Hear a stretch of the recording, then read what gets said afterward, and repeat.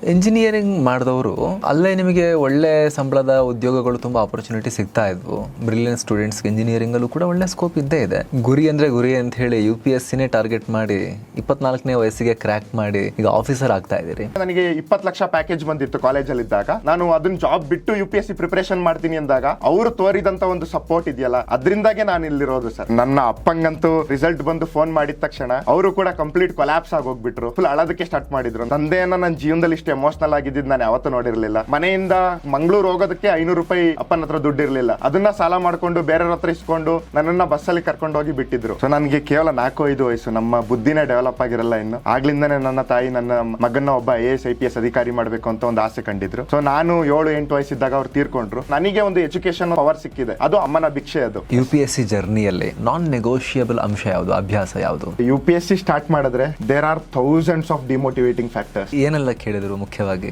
ಕರ್ನಾಟಕದಲ್ಲಿ ಎಷ್ಟು engineering colleges ಇದೆ ಅಂತ ಕೇಳಿದ್ರು. ನಂಗೆ ಗೊತ್ತಿಲ್ಲ ಸರ್ ಅಂದೆ. ಅವ್ರು ಅದಕ್ಕೆ ಟೇಕ್ ಎ ಗೆಸ್ ಅಂದ್ರು. ನಾನು ಒಂದು 1000 ಅಂದ್ಬಿಟ್ಟೆ. ಅವರು ಇಡೀ 5 ಜನ ಫುಲ್ ಶಾಕ್ ಆಗ್ಬಿಟ್ರು. ಈಗಲೂ ನೆನಪಿದೆ, 8ರಿಂದ 10 ಕ್ವಶನ್ಗೆ ಐ ಡೋಂಟ್ ನೋ ಸರ್ ಅಂತ ಹೇಳಿದೀನಿ. ಪ್ರಿಲಿಮ್ಸ್ ಎಕ್ಸಾಮೇ ಟೈಮ್ ಕಳೆದಾಗೂ ಕೂಡ ಟಫ್ ಆಗ್ತಾ ಹೋಗ್ತಾ ಇದೆ ಅಂತ ಹೇಳ್ತಾ ಇದ್ದಾರೆ. ಆನ್ಸರ್ ಗೆಸ್ ಮಾಡೋ ಎಲಿಮಿನೇಷನ್ ಟೆಕ್ನಿಕ್ ಕೂಡ ವರ್ಕ್ ಆಗ್ತಿಲ್ಲ ಅಂತ ಹೇಳ್ತಿದ್ದಾರೆ. ಈ ಹೊಸ ಸನ್ನಿವೇಶಕ್ಕೆ ಹೇಗೆ ತಯಾರಾಗಬೇಕು? ನೀವು ಹೇಳಿದ್ರಿ ಹಳ್ಳಿಲಿ ಇಂಟರ್ನೆಟ್ ಕೂಡ ಇವತ್ತಿಗೂ ಕರೆಕ್ಟ್ ಆಗಿಲ್ಲ ಅಂತ. ಅದು ವರ ಆಯ್ತಾ ಶಾಪ ಆಯ್ತಾ? ಇವತ್ತಿಗೆ ನಾನು ಟೋಟಲ್ 3 ಅಟೆಂಪ್ಟ್ ಇಂದ ಮಿನಿಮಮ್ 40,000 MCQs ಪ್ರಾಕ್ಟೀಸ್ ಮಾಡಿದ್ದೀನಿ sir. 40,000? Yes sir. Hello Manoj ಜಿಯೋಸ್ ಅವರ, ಹೇಗಿದ್ದೀರಿ? ತುಂಬಾ ಚೆನ್ನಾಗಿದ್ದೇನೆ ಸರ್. ಆಲ್ ಇಂಡಿಯಾ ರ್ಯಾಂಕ್ 389, ಹಾಸನದ ಸಕಲೇಶ್ಪುರದಿಂದ ಬಂದು ಇನ್ನು ಜಸ್ಟ್ 24. ನೀವು 2001 ಬಾರ್ನ್. ಇಷ್ಟು ಚಿಕ್ಕ ವಯಸ್ಸಲ್ಲಿ 3ನೇ ಅಟೆಂಪ್ಟ್ ಅಲ್ಲ? Yes sir. 3ನೇ ಅಟೆಂಪ್ಟಲ್ಲೇ ಈಗ AIR 389 ಅಂದರೆ ಇದು ದೊಡ್ಡ ಸಾಧನೆ. IPS ಆಲ್ಮೋಸ್ಟ್ ಕನ್ಫರ್ಮ್ ನಿಮ್ಮದು. S sir. ಸೊ ಏನು ಅನಿಸ್ತಾ ಇದೆ? ಫಸ್ಟ್ ಆಫ್ ಆಲ್ ತುಂಬ ರಿಲೀಫ್ ಆಗ್ತಾ ಇದೆ. ಯಾಕೆಂದರೆ 4 years ಆಫ್ ಸ್ಟ್ರಗಲ್, ಪೇರೆಂಟ್ಸ್ ಕೂಡ ತುಂಬ ಎಕ್ಸ್ಪೆಕ್ಟೇಷನ್ಸ್ ಇಟ್ಟಿರ್ತಾರೆ ನಮ್ಮ ಮೇಲೆ. ಸೊ ಅದರಿಂದಾಗಿ ಇಂದು ಅವರಿಗೆ ಅವರ ಎಕ್ಸ್ಪೆಕ್ಟೇಷನ್ಸ್ಗೆ, ಸ್ಯಾಕ್ರಿಫೈಸಸ್ಗೆ ಒಂದು ಫೈನಲ್ ಒಂದು ರಿಸಲ್ಟ್ ಕೊಟ್ವಲ್ಲ, ಸೊ ಅದರಿಂದ ತುಂಬ ರಿಲೀಫ್. ಮತ್ತು ಇನ್ನೊಂದು ಅಟ್ ದಿಸ್ ಮೂಮೆಂಟ್ ನನಗೆ ಅದು ಆ ಗ್ರೇಟ್ಫುಲ್ನೆಸ್ ತುಂಬ ಫೀಲ್ ಆಗ್ತಾ ಇದೆ. ಯಾಕಂದರೆ ಎಷ್ಟೋ ಜನ ನನಗೆ ಪರಿಚಯನೇ ಇಲ್ದಿದ್ದವರು ನನ್ನ ಮೇಲೆ ನಂಬಿಕೆ ಇಟ್ಬಿಟ್ಟು ಇವನೇನೋ ಸಾಧಿಸ್ತಾನೆ ಅಂತ ನಂಗೆ ಸಪೋರ್ಟ್ ಮಾಡಿದ್ರು. ಸೊ ಅವ್ರ ಸಪೋರ್ಟಿಗೆ ನಾನೊಂದು ಕೊನೆಗೆ ಆ ರಿಸಲ್ಟ್ ಕೊಟ್ಟನಲ್ಲ, ಅದರಿಂದ ನನ್ನ ರಿಲೇಷನ್ಸ್ ಇರ್ಬೋದು, ನನ್ನ ಬ್ಲಡ್ ರಿಲೇಟಿವ್ಸ್ ಅಲ್ದಲ್ಲ ಯಾರೋ ನನಗೆ ದಾರಿಯಲ್ಲಿ ಸಿಕ್ಕೋರು ಇರ್ಬೋದು, ನಾನು ಈ ಜರ್ನಿಯಲ್ಲಿ ಸಿಕ್ಕೋರು ಇರ್ಬೋದು, ಅವರ ಸಪೋರ್ಟಿಂದ ನಾನು ಇಲ್ಲಿದ್ದೇನೆ. ಸೊ ಅವರಿಗೆಲ್ಲರಿಗೂ ಆ ಗ್ರೇಟ್ಫುಲ್ನೆಸ್ ಫೀಲ್ ಆಗ್ತಾ ಇದೆ ಸರ್. ನೀವು JNVನಲ್ಲಿ ಓದಿರೋದಲ್ವಾ? Yes sir. ನವೋದಯ ವಿದ್ಯಾಲಯ. ಅದಾದಮೇಲೆ NITಯಲ್ಲಿ ನೀವು ಸೂರತ್ಕಲಲ್ಲಿ ಇಂಜಿನಿಯರಿಂಗ್ ಮಾಡಿದ್ರಿ. Yes sir. ಇಂಜಿನಿಯರಿಂಗ್ ಮಾಡಿದವರು ಅಲ್ಲೇ ನಿಮಗೆ ಒಳ್ಳೆ ಸಂಬಳದ ಉದ್ಯೋಗಗಳು ತುಂಬ ಆಪರ್ಚುನಿಟಿ ಸಿಗ್ತಾ ಇದ್ವು. ಬ್ರಿಲಿಯಂಟ್ ಸ್ಟೂಡೆಂಟ್ಸ್ಗೆ ಇಂಜಿನಿಯರಿಂಗಲ್ಲೂ ಕೂಡ ಒಳ್ಳೆ ಸ್ಕೋಪ್ ಇದ್ದೇ ಇದೆ. ಅದು ಬಿಟ್ಟು ನೀವು ಗುರಿ ಅಂತ ಹೇಳಿ UPSCನೇ ಟಾರ್ಗೆಟ್ ಮಾಡಿ 24ನೇ ವಯಸ್ಸಿಗೆ ಕ್ರ್ಯಾಕ್ ಮಾಡಿ ಈಗ ಆಫೀಸರ್ ಆಗ್ತಾ ಇದ್ದೀರಿ. ಯಾವಾಗ ಬಂತು ಇದು? ಈ ಗುರಿ ಯಾವಾಗ ಬಂತು? ಮತ್ತು ಇಂಜಿನಿಯರಿಂಗ್ ಮಾಡೋ ಟೈಮ್ನಲ್ಲಿ ಇದಿತ್ತಾ ಅಥವಾ ಆಮೇಲೆ ಬಂತಾ? ಹೇಗೆ ಜರ್ನಿ ಬಗ್ಗೆ ಸ್ವಲ್ಪ ಹೇಳೋದಾದರೆ? ಸರ್, ಈ ಗುರಿ ಇರೋದು ನನ್ನ ತಾಯಿಯವರ ಒಂದು ಆಸೆ ಆಗಿತ್ತು. ಸೊ ನನಗೆ ಕೇವಲ 4-5 ವಯಸ್ಸು, ನಮ್ಮ ಬುದ್ಧಿನೇ ಡೆವಲಪ್ ಆಗಿರಲ್ಲ ಇನ್ನು. ಆಗ್ಲಿಂದನೇ ನನ್ನ ತಾಯಿ ನನ್ನ ಮಗನ ಒಬ್ಬ IAS IPS ಅಧಿಕಾರಿ ಮಾಡಬೇಕು ಅಂತ ಒಂದು ಆಸೆ ಕಂಡಿದ್ರು. ಅವಾಗಲೇ? ಎಸ್ ಸರ್, 5ನೇ ವಯಸ್ಸಲ್ಲೇನೆ. ಇವತ್ತಿಗೂ ನಾನು ಊರಲ್ಲಿ ಹೋದಾಗ ಕತೆಗಳು ಹೇಳ್ತಾ ಇರ್ತಾರೆ, ನೀನು ಅಷ್ಟು ತುಂಟತನ ಮಾಡ್ತಾ ಇದ್ದೆ, ಆದರೆ ನಿಮ್ಮಮ್ಮ ಹೇಳ್ತಾ ಇದ್ಲು ನಾನು ಇವನನ್ನ ಒಬ್ಬ IAS ಮಾಡೇ ಮಾಡ್ತೇನೆ ಅಂತ. ಸೊ ನಾನು 7-8 ವಯಸ್ಸಿದ್ದಾಗ ಅವ್ರು ತೀರ್ಕೊಂಡ್ರು. ಸೊ ಅದಾದ್ಮೇಲೂ ಕೂಡ ನನಗೆ ಏನಾಯಿತು, ನವೋದಯಗಳಲ್ಲಿ ಓದುವಂಥ NITK Surathkal, India's one of the best ಇನ್ಸ್ಟಿಟ್ಯೂಟಲ್ಲಿ ಓದುವಂಥ ಒಂದು ಒಳ್ಳೆ ಅಪರ್ಚುನಿಟಿ ಸಿಕ್ತು. ಸೊ ಅಲ್ಲಿಂದ ನನಗೆ ಏನಾಗ್ತು, ಆ ಅಪರ್ಚುನಿಟಿಗಳು ನಾನೊಬ್ಬ ಅಧಿಕಾರಿ ಆಗೋದಕ್ಕೆ ಒಂದು ಆದಿಯನ್ನು ಕ್ರಿಯೇಟ್ ಮಾಡಿಕೊಟ್ಟು. ಸೊ ಈವನ್ ಕಾಲೇಜಲ್ಲಿ ಇರಬೇಕಾದ್ರೂ ಕೂಡ ನಾನು NIT ಅಂತ ಕಾಲೇಜಿಗೆ ಹೋಗಿದ್ದ ರೀಸನ್ ಏನು, ನಾನೊಬ್ಬ ಅಧಿಕಾರಿ ಆದಾಗ ನಾನು ಡಿಸರ್ವಿಂಗ್ ಇರಬೇಕು ಅದಕ್ಕೆ. ಸೊ ನಾನು ಆ ಲೀಡರ್ಶಿಪ್ನ ಎಕ್ಸ್ಪೀರಿಯನ್ಸ್ ಮಾಡಬೇಕು, ನನಗೆ ಆ ಎಕ್ಸ್ಪೋಜರ್ ಸಿಗಬೇಕು. ಸೊ NITಯಲ್ಲಿ ಇಂಡಿಯಾಸ್ ಬೆಸ್ಟ್ ಟ್ಯಾಲೆಂಟೆಡ್ ಪೀಪಲ್ ಆ NITಗೆ ಬರ್ತಾರೆ. ಅದ್ರ ಜೊತೆಗೆ ಬೇರೆ ಬೇರೆ ದೇಶಗಳಿಂದ ಕೂಡ ಬಂದು ಕಲಿತಾರೆ. ಸೊ ಅಂಥವ್ರ ಜೊತೆ ನಾವಿದ್ದಾಗ ನಾವು ಅವರಿಂದ ಏನೋ ಕಲಿತೇವೆ. ಒಬ್ಬ ಮುಂದೆ ಅಧಿಕಾರಿ ಆದಾಗ ಆ ಲೀಡರ್ಶಿಪ್ ಎಬಿಲಿಟೀಸ್ ನಾವು ಕಲ್ತಿರ್ತೇವಲ್ಲವ, ಸೊ ಅದು ಮುಂದೆ ತುಂಬ ಹೆಲ್ಪ್ ಆಗುತ್ತೆ. ಸೊ ಅದರಿಂದಾಗಿ NITಯಲ್ಲಿ ಇರಬೇಕಾದ್ರೂ ಕೂಡ ನಾನು UPSC ಪ್ರಿಪ್ರೇಷನ್ ಮಾಡ್ತಾ ಇದ್ದೆ. ಮತ್ತು UPSC ಪ್ರಿಪ್ರೇಷನ್ ಮಾಡೋದಕ್ಕೆ ಈಗ ಒಂದು ಕೋಚಿಂಗ್ ಅಂತ ತೊಗೋಬೇಕು ಅಂದರೆ ಒಂದು 2-3 lakhs ಖರ್ಚಾಗುತ್ತೆ ಪ್ರತಿ ವರ್ಷಕ್ಕೆ. ಸೊ ಅದರಿಂದ ಏನು ಮಾಡಿದೆ, ನಾನು ಅಷ್ಟು ಅಫೋರ್ಡ್ ಮಾಡೋಕ್ಕಾಗಲ್ಲ ಅಂತ. ಸೊ 2022 ಇಂದನೇ, ಅಂದರೆ ಫೈನಲ್ ಇಯರ್ ಆಫ್ ಮೈ ಕಾಲೇಜಿಂದನೇ ಪ್ರಿಪ್ರೇಷನ್ ಸ್ಟಾರ್ಟ್ ಮಾಡಿದ್ದೆ. ಸೊ ಅಲ್ಲಿ ಸ್ಟಾರ್ಟ್ ಮಾಡಿದ್ರಿಂದ ಫೈನಲ್ ಇಯರ್ ಆಫ್ ಕಾಲೇಜಲ್ಲಿ ನಾನು UPSC ಕ್ಲಿಯರ್ ಮಾಡಿದ್ದೆ. ಸೊ ಪ್ರಿಲಿಮ್ಸ್ ಕ್ಲಿಯರ್ ಮಾಡಿದ್ದೆ. ಸೊ ಅದಾದ ಫಸ್ಟ್ನೇ ಅಟೆಂಪ್ಟಲ್ಲಿ ಪ್ರಿಲಿಮ್ಸ್ ಕ್ಲಿಯರ್ ಆಗಿತ್ತು. ಸೆಕೆಂಡ್ನೇ ಅಟೆಂಪ್ಟಲ್ಲಿ, ದಟ್ ಇಸ್ ಲಾಸ್ಟ್ ಇಯರ್, ಆವಾಗ ನಾನು ಇಂಟರ್ವ್ಯೂ ಹೋಗಿದ್ದೆ. ಸೊ ಈ ಇಯರ್ ಫೈನಲಿ ದೇವರ ಆಶೀರ್ವಾದದಿಂದ ಲಿಸ್ಟಲ್ಲಿದ್ದೇನೆ. 3 ಮೆಟ್ಲಲ್ಲಿ ಕ್ಲಿಯರ್ ಆಯಿತು. ಪ್ರಿಲಿಮ್ಸ್, ಆಮೇಲೆ ಇಂಟರ್ವ್ಯೂ, ನೆಕ್ಸ್ಟ್ ಸಲ ಹೋದಾಗ ನಿಮ್ಮದು ಕ್ಲಿಯರೇ ಆಗಿದೆ ಈಗ. Yes sir. ಶುರು ಮಾಡಿದ್ದೆ ನೀವು ಡಿಗ್ರಿಲಿದ್ದಾಗಲ, ನಿಮ್ಮದು ಇಂಜಿನಿಯರಿಂಗ್ ಮಾಡ್ಬೇಕಾದ್ರೆ ಶುರು ಮಾಡಿದ್ದೆ ನೀವು? ಅದಕ್ಕಿಂತ ಮುಂಚೆ ಪ್ರಿಪ್ರೇಷನ್ ಶುರು ಮಾಡಿರಲಿಲ್ವಾ? ಸರ್ ಇಲ್ಲ, ಯಾಕಂದರೆ ನಿಮಗೆ ಚೈಲ್ಡ್ಹುಡ್ಡಿಂದ ನಿಮ್ಮ ಮನೇಲಿ ನಿಮ್ಮ ಪೇರೆಂಟ್ಸು, ನಿಮ್ಮ ಅಮ್ಮನ ಡ್ರೀಮ್ ಕೂಡ ಆಗಿತ್ತು. ಸೊ ಪ್ರಿಪ್ರೇಷನ್ ಅವಾಗಿಂದನೂ ಆರಂಭ ಆಗಿತ್ತಾ ಅಥವಾ ಇವಾಗ ಶುರು ಆಯ್ತಾ ಅಂತ? ಸರ್ ಇದನ್ನ 2 ತರ ನೋಡ್ಬೋದು ನಾವು. ಒಂದು ನನ್ನ ಪರ್ಸನಾಲಿಟಿ ಶೇಪ್ ಆಗಿದ್ದು, ಸೊ ಅದು ಒಬ್ಬ ಅಧಿಕಾರಿ ಆಗೋದಕ್ಕೆ ನಾನು ಚಿಕ್ಕದ್ರಿಂದಾನೇ ಶೇಪ್ ಆಗ್ತಾ ಬಂದಿದೆ. Mental conditioning. Yes sir. That is ನಾನು ನವೋದಯಗಳಲ್ಲಿ ಇರಬೇಕಾದ್ರೂ ಕೂಡ ಇವತ್ತಿಗೂ ನೆನಪಿದೆ, ನಮ್ಮ ನವೋದಯ ಜವಾಹರ್ ನವೋದಯ ವಿದ್ಯಾಲಯ ಹಾಸನದಲ್ಲಿ 10,000 ಬುಕ್ಸ್ ಇರ್ತಾ ಇತ್ತು. ಸೊ ನಾನು ಚಿಕ್ಕ ವಯಸ್ಸಿಂದನೇ ರಾಮಾಯಣ, ಮಹಾಭಾರತ, ಭಗತ್ ಸಿಂಗ್, ಚಂದ್ರಶೇಖರ್ ಆಜಾದ್ ಅಂಥವ್ರ ಬಗ್ಗೆ ಎಲ್ಲ ಓದಿ ಬೆಳೀತಾ ಇದ್ದಿದ್ರಿಂದ ಸೊ ಒಂದು ಆ ಪ್ಯಾಟ್ರಿಯಾಟಿಕ್ ಫೀಲಿಂಗ್, ಆ ದೇಶಕ್ಕೆ ಏನೋ ಒಂದು ಸೇವೆ ಮಾಡಬೇಕು ಅನ್ನೋ ಒಂದು ಫೀಲಿಂಗ್ ಇದೆ. ಸೊ ನಮಗೆ ನವೋದಯದ ಮೋಟೋನೇ enter to learn, leave to serve. ಅಂದರೆ ಒಬ್ಬ ರೂರಲ್, ಒಂದು ಬಡ ಕುಟುಂಬದಿಂದ ಬಂದವನಿಗೆ, ಒಂದು ಗ್ರಾಮೀಣ ಭಾಗದಿಂದ ಬಂದವನಿಗೆ Navodayas are the best quality of education that is provided in India. So ಆ ಕ್ವಾಲಿಟಿ ಆಫ್ ಎಜುಕೇಷನ್ ನನಗೆ ಸಿಕ್ತು, ನನಗೆ ಆ ಗ್ರೇಟ್ಫುಲ್ನೆಸ್ ಇದೆ ಸರ್, ನಾನು ಮುಂದೆ ಇದನ್ನ ಬೇರೆಯವ್ರಿಗೆ ಪ್ರೊವೈಡ್ ಮಾಡಬೇಕು ಅಂತ. ಸೊ ಆ ಚೈಲ್ಡ್ಹುಡ್ಡಲ್ಲಿ ಆ ಥರ ಪರ್ಸ್ನಾಲಿಟಿ ಶೇಪ್ ಆಗ್ತಾ ಬಂತು. ಇವನ್ NITKL ಹೋದಾಗಲೂ ಕೂಡ ನಾನು ಬೀಚ್ ಸ್ಕೂಲ್ ಅಂತ ಒಂದಿತ್ತು, ಅಂದರೆ ನಾವು ಸಂಜೆ ಬಡ ಮಕ್ಕಳಿಗೆ ಹೋಗಿ ಪಾಠ ಮಾಡ್ತಾ ಇದ್ವಿ. ಅದ್ರ ಜೊತೆಗೆ ಬೀಚ್ ಸ್ಕೂಲ್ ಜೊತೆಗೆ ನಾವು ಇನ್ಸಿಡೆಂಟ್ ಅಂತ ಒಂದು college, one of the largest cultural ಫೆಸ್ಟ್ನ ಆರ್ಗನೈಸ್ ಮಾಡಿದ್ವಿ. NCCಯಲ್ಲಿ ನನಗೆ ಗೋಲ್ಡನ್ ರ್ಯಾಂಕ್, C ಸರ್ಟಿಫಿಕೇಟ್ ಎಲ್ಲ ಇತ್ತು. ಅಲ್ಲೂ ಕೂಡ ಪರ್ಸ್ನಾಲಿಟಿ ಶೇಪ್ ಆಗ್ತಾ ಬಂತು ಸರ್. ಅದಾದಮೇಲೆ ನನ್ನ UPSC ಪ್ರಿಪ್ರೇಷನ್ ಅಂತ ನಾನು ಕೋವಿಡ್ ಟೈಮ್ಸಲ್ಲಿ ಯುಟಿಲೈಸ್ ಮಾಡಿಕೊಂಡೆ. ಸೊ ಕೋವಿಡ್ ಟೈಮ್ಸಲ್ಲಿ NCERT ಬುಕ್ಸ್ ಓದೋದು, ಸ್ಟ್ಯಾಂಡರ್ಡ್ ಬುಕ್ಸ್ ಓದೋದು, ಆ ಥರ ಮಾಡಿಕೊಂಡೆ. ಫೈನಲ್ ಇಯರಲ್ಲಿ ಪ್ರಾಕ್ಟೀಸ್ ಮಾಡಿದ್ರಿಂದ ಅವಾಗ ಪ್ರಿಲಿಮ್ಸ್ ಕ್ಲಿಯರ್ ಆಯಿತು. ಓಕೆ. ನಿಮ್ಮ ಫ್ಯಾಮಿಲಿ ಬ್ಯಾಕ್ಗ್ರೌಂಡ್ ಬಗ್ಗೆ ಹೇಳೋದಾದರೆ, ನಿಮ್ಮ ಮನೆ, ನಿಮ್ಮ ಸಿಬ್ಲಿಂಗ್ಸ್ ಇದ್ದಾರಾ? ಎಸ್ ಸರ್, ತಂಗಿ ತಮ್ಮ. ಸ್ವಲ್ಪ ಹೇಳಿ ನಿಮ್ಮ ಫ್ಯಾಮಿಲಿ ಬ್ಯಾಕ್ಗ್ರೌಂಡ್. ಸರ್ ನನ್ನ ತಂದೆ ಸೋಮಶೇಖರ್ ಅವರು ಅಂತ. ಸೊ ನಮ್ಮ ಊರು ಒಂದು ಗುರ್ಜನಹಳ್ಳಿ, ಅದು ಸಕಲೇಶ್ಪುರ ತಾಲೂಕಿನಲ್ಲಿ ಮಲ್ನಾಡಿನ ಪಾಟಲ್ಲಿ ಬರುತ್ತೆ, ಅದು ಹಾಸನ ಡಿಸ್ಟಿಕಲ್ಲಿ ಬರುತ್ತೆ ಸರ್. ಸೊ ನನ್ನ ತಂದೆಯವರು ಸೋಮಶೇಖರ್ ಅವರು ರೈತರಾಗಿ ಸೊ ಅಲ್ಲೇ ಕೆಲಸ ಮಾಡ್ತಾ ಇದ್ದಾರೆ. ಸೊ ಅದಾದಮೇಲೆ ನನ್ನ ತಾಯಿ ನಾನು ಚಿಕ್ಕವರಿದ್ದಾಗಲೇ ತೀರ್ಕೊಂಡ್ರು. ನನಗೆ ಒಬ್ಳು ತಂಗಿ ಇದ್ದಾಳೆ, ಅವಳು ಕೂಡ ನನ್ನ ಜೊತೆನೇ NITK ಸೂರತ್ಕಲ್ನಲ್ಲಿ, ನಾನು ಅವಳು ಕಂಪ್ಲೀಟ್ ಸ್ಕಾಲರ್ಶಿಪ್ಪಲ್ಲಿ ಓದಿ ಲೈಕ್ ಅವಳು ಕೂಡ ಈಗ MTech ಪ್ರಿಪೇರ್ ಆಗ್ತಾ ಇದ್ದಾಳೆ. ತಮ್ಮ ಈಗ ಕರೆಂಟ್ 10th ಸ್ಟ್ಯಾಂಡರ್ಡಲ್ಲಿದ್ದಾನೆ. ನನ್ನ ಇನ್ನೊಬ್ಬರು ಅಮ್ಮ ಇದ್ದಾರೆ. ಸೊ ಟೋಟಲ್ 5 ಜನರ ಫ್ಯಾಮಿಲಿ ನಮ್ಮದು. ಓಕೆ. ಈಗ ಪ್ರೌಡ್ ಫೀಲಿಂಗ್ ಅಲ್ವಾ ಅಲ್ಲೆಲ್ಲ ಈಗ? Yes sir. ಸರ್ ನನ್ನ ಅಪ್ಪಂಗಂತೂ ನಾನು ರಿಸಲ್ಟ್ ಹೇಳಿ ರಿಸಲ್ಟ್ ಬಂದು ಫೋನ್ ಮಾಡಿದ ತಕ್ಷಣ ಅವರು ಕೂಡ ಕಂಪ್ಲೀಟ್ ಕೊಲ್ಯಾಪ್ಸ್ ಆಗೋಗ್ಬಿಟ್ರು. ಅದಾದಮೇಲೆ ಅವರು ಫುಲ್ ಅಳೋದಕ್ಕೆ ಸ್ಟಾರ್ಟ್ ಮಾಡಿದರು. ನನ್ನ ತಂದೆಯನ್ನು ನನ್ನ ಜೀವನದಲ್ಲಿ ಇಷ್ಟು ಎಮೋಷ್ನಲ್ ಆಗಿದ್ದು ನಾನು ಯಾವತ್ತೂ ನೋಡಿರಲಿಲ್ಲ. ತುಂಬ, ಯಾಕಂದರೆ ತುಂಬ ಜನ ಮಕ್ಕಳು ಓದ್ತಿರ್ತಾರೆ, ಎಲ್ಲರೂ ಪ್ರಯತ್ನ ಪಡ್ತಿರ್ತಾರೆ, ಸಿಗೋದು ಗೊತ್ತಲ್ಲ 0.2% ಅಷ್ಟೇ ಜನಕ್ಕೆ. ಅದರಲ್ಲಿ ಒಬ್ಬರು ನನ್ನ ಮಗನೇ ಆಗಿಬಿಟ್ಟಿದ್ದಾರೆ ಅಂತ ಹೇಳಿ ಸುದ್ದಿ ಸಿಕ್ಕಿದಾಗ ಆಬ್ವಿಯಸ್ಲಿ ಆಗುತ್ತಲ್ವ ಆ ಥರ? ಸರ್. ಸೊ ಆ ಖುಷಿ ಅಂದರೆ ನನಗೂ ಕೂಡ ನಾನು ಅಷ್ಟೇ ಎಕ್ಸ್ಪೆಕ್ಟ್ ಮಾಡಿರಲಿಲ್ಲ. ಅಂದರೆ ನನ್ನ ಆಗುತ್ತೆ ಅಂತ ಅನ್ಕೊಂಡಿರ್ಲಿಲ್ವಾ ಸರ್? ಅಂದರೆ ರಿಸಲ್ಟ್ ಬಂದೇ ಬರುತ್ತೆ ಅಂತ ಗೊತ್ತಿತ್ತು. ಮತ್ತೆ UPSCಯಲ್ಲಿ ನೀವೇ ಹೇಳ್ದಾಗೇನೆ ತುಂಬ ಅನ್ಸರ್ಟನಿಟಿ ಜಾಸ್ತಿ, ಓನ್ಲಿ 0.1% ಕೊನೆಗೆ ಬರ್ತಾರೆ. ಸೊ ಅಂದರೆ ನಾನು ಮಾಡಲೇಬೇಕು ಅನ್ನೋ ಒಂದು ಛಲ ಇತ್ತು, ನಾನು ಮಾಡ್ತೇನೆ ಅನ್ನೋ ಒಂದು ಕಾನ್ಫಿಡೆನ್ಸ್ ಇತ್ತು. ಬಟ್ ಅದು ನನ್ನ ತಂದೆಯ ಲೈಫ್ನ ಯಾವ ಥರ ಇಂಪ್ಯಾಕ್ಟ್ ಮಾಡುತ್ತೆ ಅಂತ ನನಗೆ ಯಾವತ್ತೂ ಇದಿರಲಿಲ್ಲ. ಅಂದರೆ ಇವತ್ತು ಅವರಿಗೆ ಸಿಗ್ತಿರೋ, ನನ್ನ ಜೊತೆ ಅವರಿಗೆ ಸನ್ಮಾನ ಮಾಡಿದಾಗ ಅವರಿಗಾಗುವಂಥ ಖುಷಿ, ನನ್ನಿಂದಾಗಿ ಅವರಿಗೆ ಸಿಗ್ತಾ ಇರೋವಂಥ ಒಂದು ಗೌರವ, ಅದನ್ನು ನೋಡಿದ್ರೆ ನನಗೆ ಹೆಮ್ಮೆ ಫೀಲ್ ಆಗುತ್ತೆ. ಯಾಕಂದರೆ ಇವತ್ತಿಗೂ ನೆನಪಿದೆ, ನಾವು NITK ಸೇರ್ಕೋಬೇಕಾದ್ರೆ ಮನೆಯಿಂದ ಮಂಗಳೂರು ಹೋಗೋದಕ್ಕೆ 500 ರೂಪಾಯಿ ಅಪ್ಪನ ಹತ್ರ ದುಡ್ಡಿರಲಿಲ್ಲ. ಅದನ್ನು ಸಾಲ ಮಾಡಿಕೊಂಡು ಬೇರೆಯವ್ರ ಹತ್ರ ಇಸ್ಕೊಂಡು ನನ್ನನ್ನು ಬಸ್ಸಲ್ಲಿ ಕರ್ಕೊಂಡು ಹೋಗಿ ಬಿಟ್ಟಿದ್ರು. ಬಟ್ ಇವತ್ತು ಅವರು ಅಷ್ಟು ಕಷ್ಟಪಟ್ಟಿದ್ದಕ್ಕೆ, ಅಂದರೆ ನನಗೆ ಇವತ್ತಿಗೂ ನೆನಪಿದೆ, ಬೆಳಿಗ್ಗೆ 7 ಗಂಟೆಯಿಂದ ರಾತ್ರಿ 8 ಗಂಟೆ ತನಕ ದುಡಿಯೋವಂಥ ಸಿಚುವೇಶನ್ಸ್ ಇರುತ್ತೆ.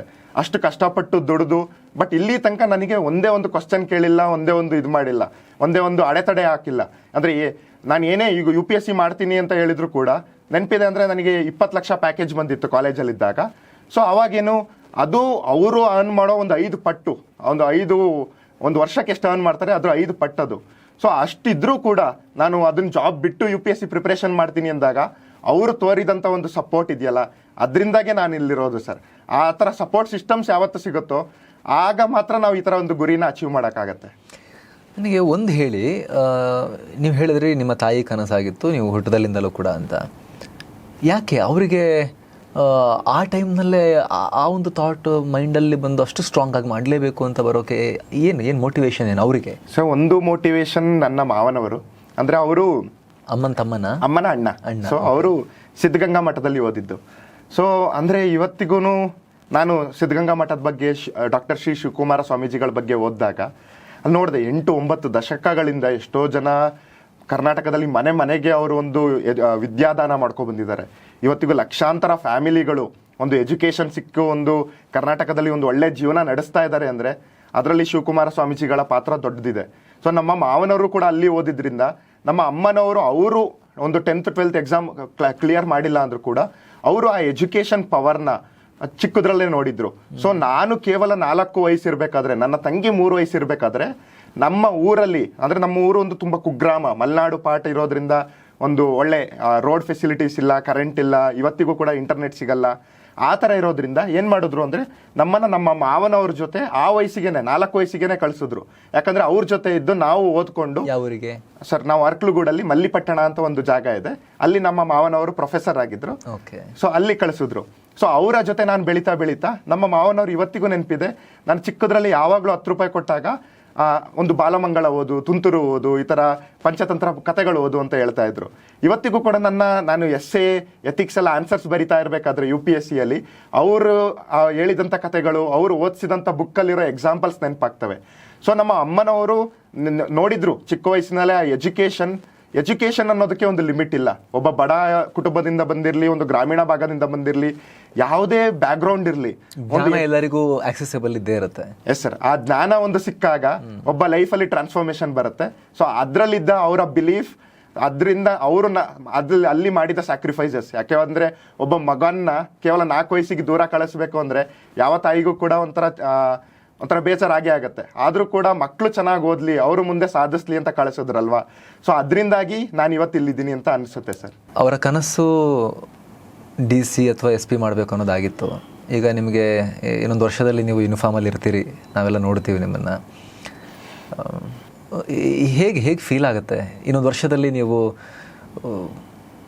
IPS ಯೂನಿಫಾರ್ಮ್ನಲ್ಲಿ ಇರ್ತೀರಿ, ನಿಮ್ಮ ತಾಯಿ ಆ ಚೈಲ್ಡ್ಹುಡ್ ಕನಸು ಈಡೇರ್ತಾ ಇರುತ್ತೆ. ಅವರಿದ್ದಿದ್ರೆ ಇನ್ನೂ ಸಂತೋಷ ಪಡ್ತಿದ್ರಲ್ವಾ? ಅದಂತೂ ತುಂಬ ನಿಜ. ಇವತ್ತಿಗೂ ಕೂಡ ಅಪ್ಪ ಮನೇಲಿ ಎಲ್ಲರೂ ಹೇಳ್ತಾ ಇರ್ತಾರೆ.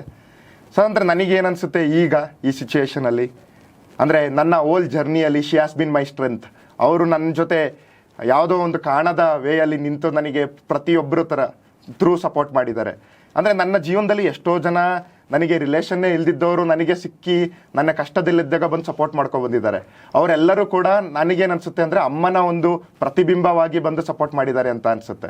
ಮುಂದೆ ಕೂಡ ಅಂದರೆ ನಾನು ಏನೇನು ಒಳ್ಳೆ ಕೆಲಸ ಮಾಡಬೇಕು, ಈಗ ನನಗೆ ಒಂದು ಎಜುಕೇಷನ್ ಒಂದು ಪವರ್ ಸಿಕ್ಕಿದೆ, ಅದು ನನಗೆ ಭಿಕ್ಷೆ, ಅದು ಅಮ್ಮನ ಭಿಕ್ಷೆ ಅದು. ಸೊ ಆ ಎಜುಕೇಷನನ್ನು ನಾನು ಬೇರೆಯವರಿಗೆ ಒಂದು ಮೆಂಟರ್ ಮಾಡೋ ಥ್ರೂ ಇರ್ಬೋದು, ಅಥವಾ ಯಾವುದೇ ಥರ ಸಪೋರ್ಟ್ ಮಾಡಲಿ. ಯಾಕಂದರೆ ಎಷ್ಟೋ ಜನ ಸ್ಟೂಡೆಂಟ್ಸ್ಗೆ ಟ್ಯಾಲೆಂಟ್ ಇರುತ್ತೆ, ಅವರಿಗೆ ಓನ್ಲಿ ಒಂದು ಥಿಂಗ್ ಬೇಕಾಗಿರುತ್ತೆ, ಒಂದು ಸಪೋರ್ಟ್ ಬೇಕಾಗಿರುತ್ತೆ. ಫೈನಾನ್ಷಿಯಲ್ ಸಪೋರ್ಟ್ ಇರ್ಬೋದು, ಎಮೋಷ್ನಲ್ ಅಥವಾ ಬೇರೆ ಯಾವುದೇ ಥರ ಸಪೋರ್ಟ್ ಇರ್ಬೋದು. ಆ ಸಪೋರ್ಟ್ ಸಿಸ್ಟಮ್ ನಾನು ಪ್ರೊವೈಡ್ ಮಾಡೋದಕ್ಕೆ ಟ್ರೈ ಮಾಡ್ತೇನಲ್ವಾ. ಮುಂದೆ ಯಾವುದೋ ಒಂದು ಫ್ಯಾಮಿಲಿ ನನ್ನನ್ನು ನೆನಪಿಸ್ಕೊಂಡು ಮನೋಜ್ ಸರ್ ಈ ಥರ ಹೆಲ್ಪ್ ಮಾಡಿದ್ದಕ್ಕೆ ನಾನು ಇವತ್ತು ಒಂದು ಒಳ್ಳೆ ಸ್ಥಾನದಲ್ಲಿದ್ದೀನಿ ಅಂದಾಗ ಅವ್ರ ಹತ್ರ ನನ್ನ ಅಮ್ಮ ಯಾವತ್ತು ಬದುಕಿರ್ತಾರೆ ಅನ್ನೋದು ನನ್ನ ಒಂದು ಸಾರ್ಥಕತೆ. ಎಸ್ ಸರ್, ಸಾರ್ಥಕತೆ sir. So I will be our legacy ಅನ್ನೋ ಥರ ಸರ್. ಗ್ರೇಟ್. ಈಗ ನೀವು ಹೇಳಿದ್ರಿ ಹಳ್ಳೀಲಿ ಇಂಟರ್ನೆಟ್ ಕೂಡ ಇವತ್ತಿಗೂ ಕರೆಕ್ಟ್ ಆಗಿಲ್ಲ ಅಂತ. ಅದು ವರ ಆಯ್ತಾ ಶಾಪ ಆಯ್ತಾ? ಯಾಕಂದರೆ ನಾವು ಕೇಳ್ಪಟ್ಟಿರೋ ಪ್ರಕಾರ ನೀವು ಪ್ರಿಪ್ರೇಷನ್ ಟೈಮ್ನಲ್ಲಿ ಸೋಷಿಯಲ್ ಮೀಡಿಯಾದಿಂದ ಕಂಪ್ಲೀಟ್ ದೂರ ಇದ್ರಿ ಅಂಥೇಳಿ.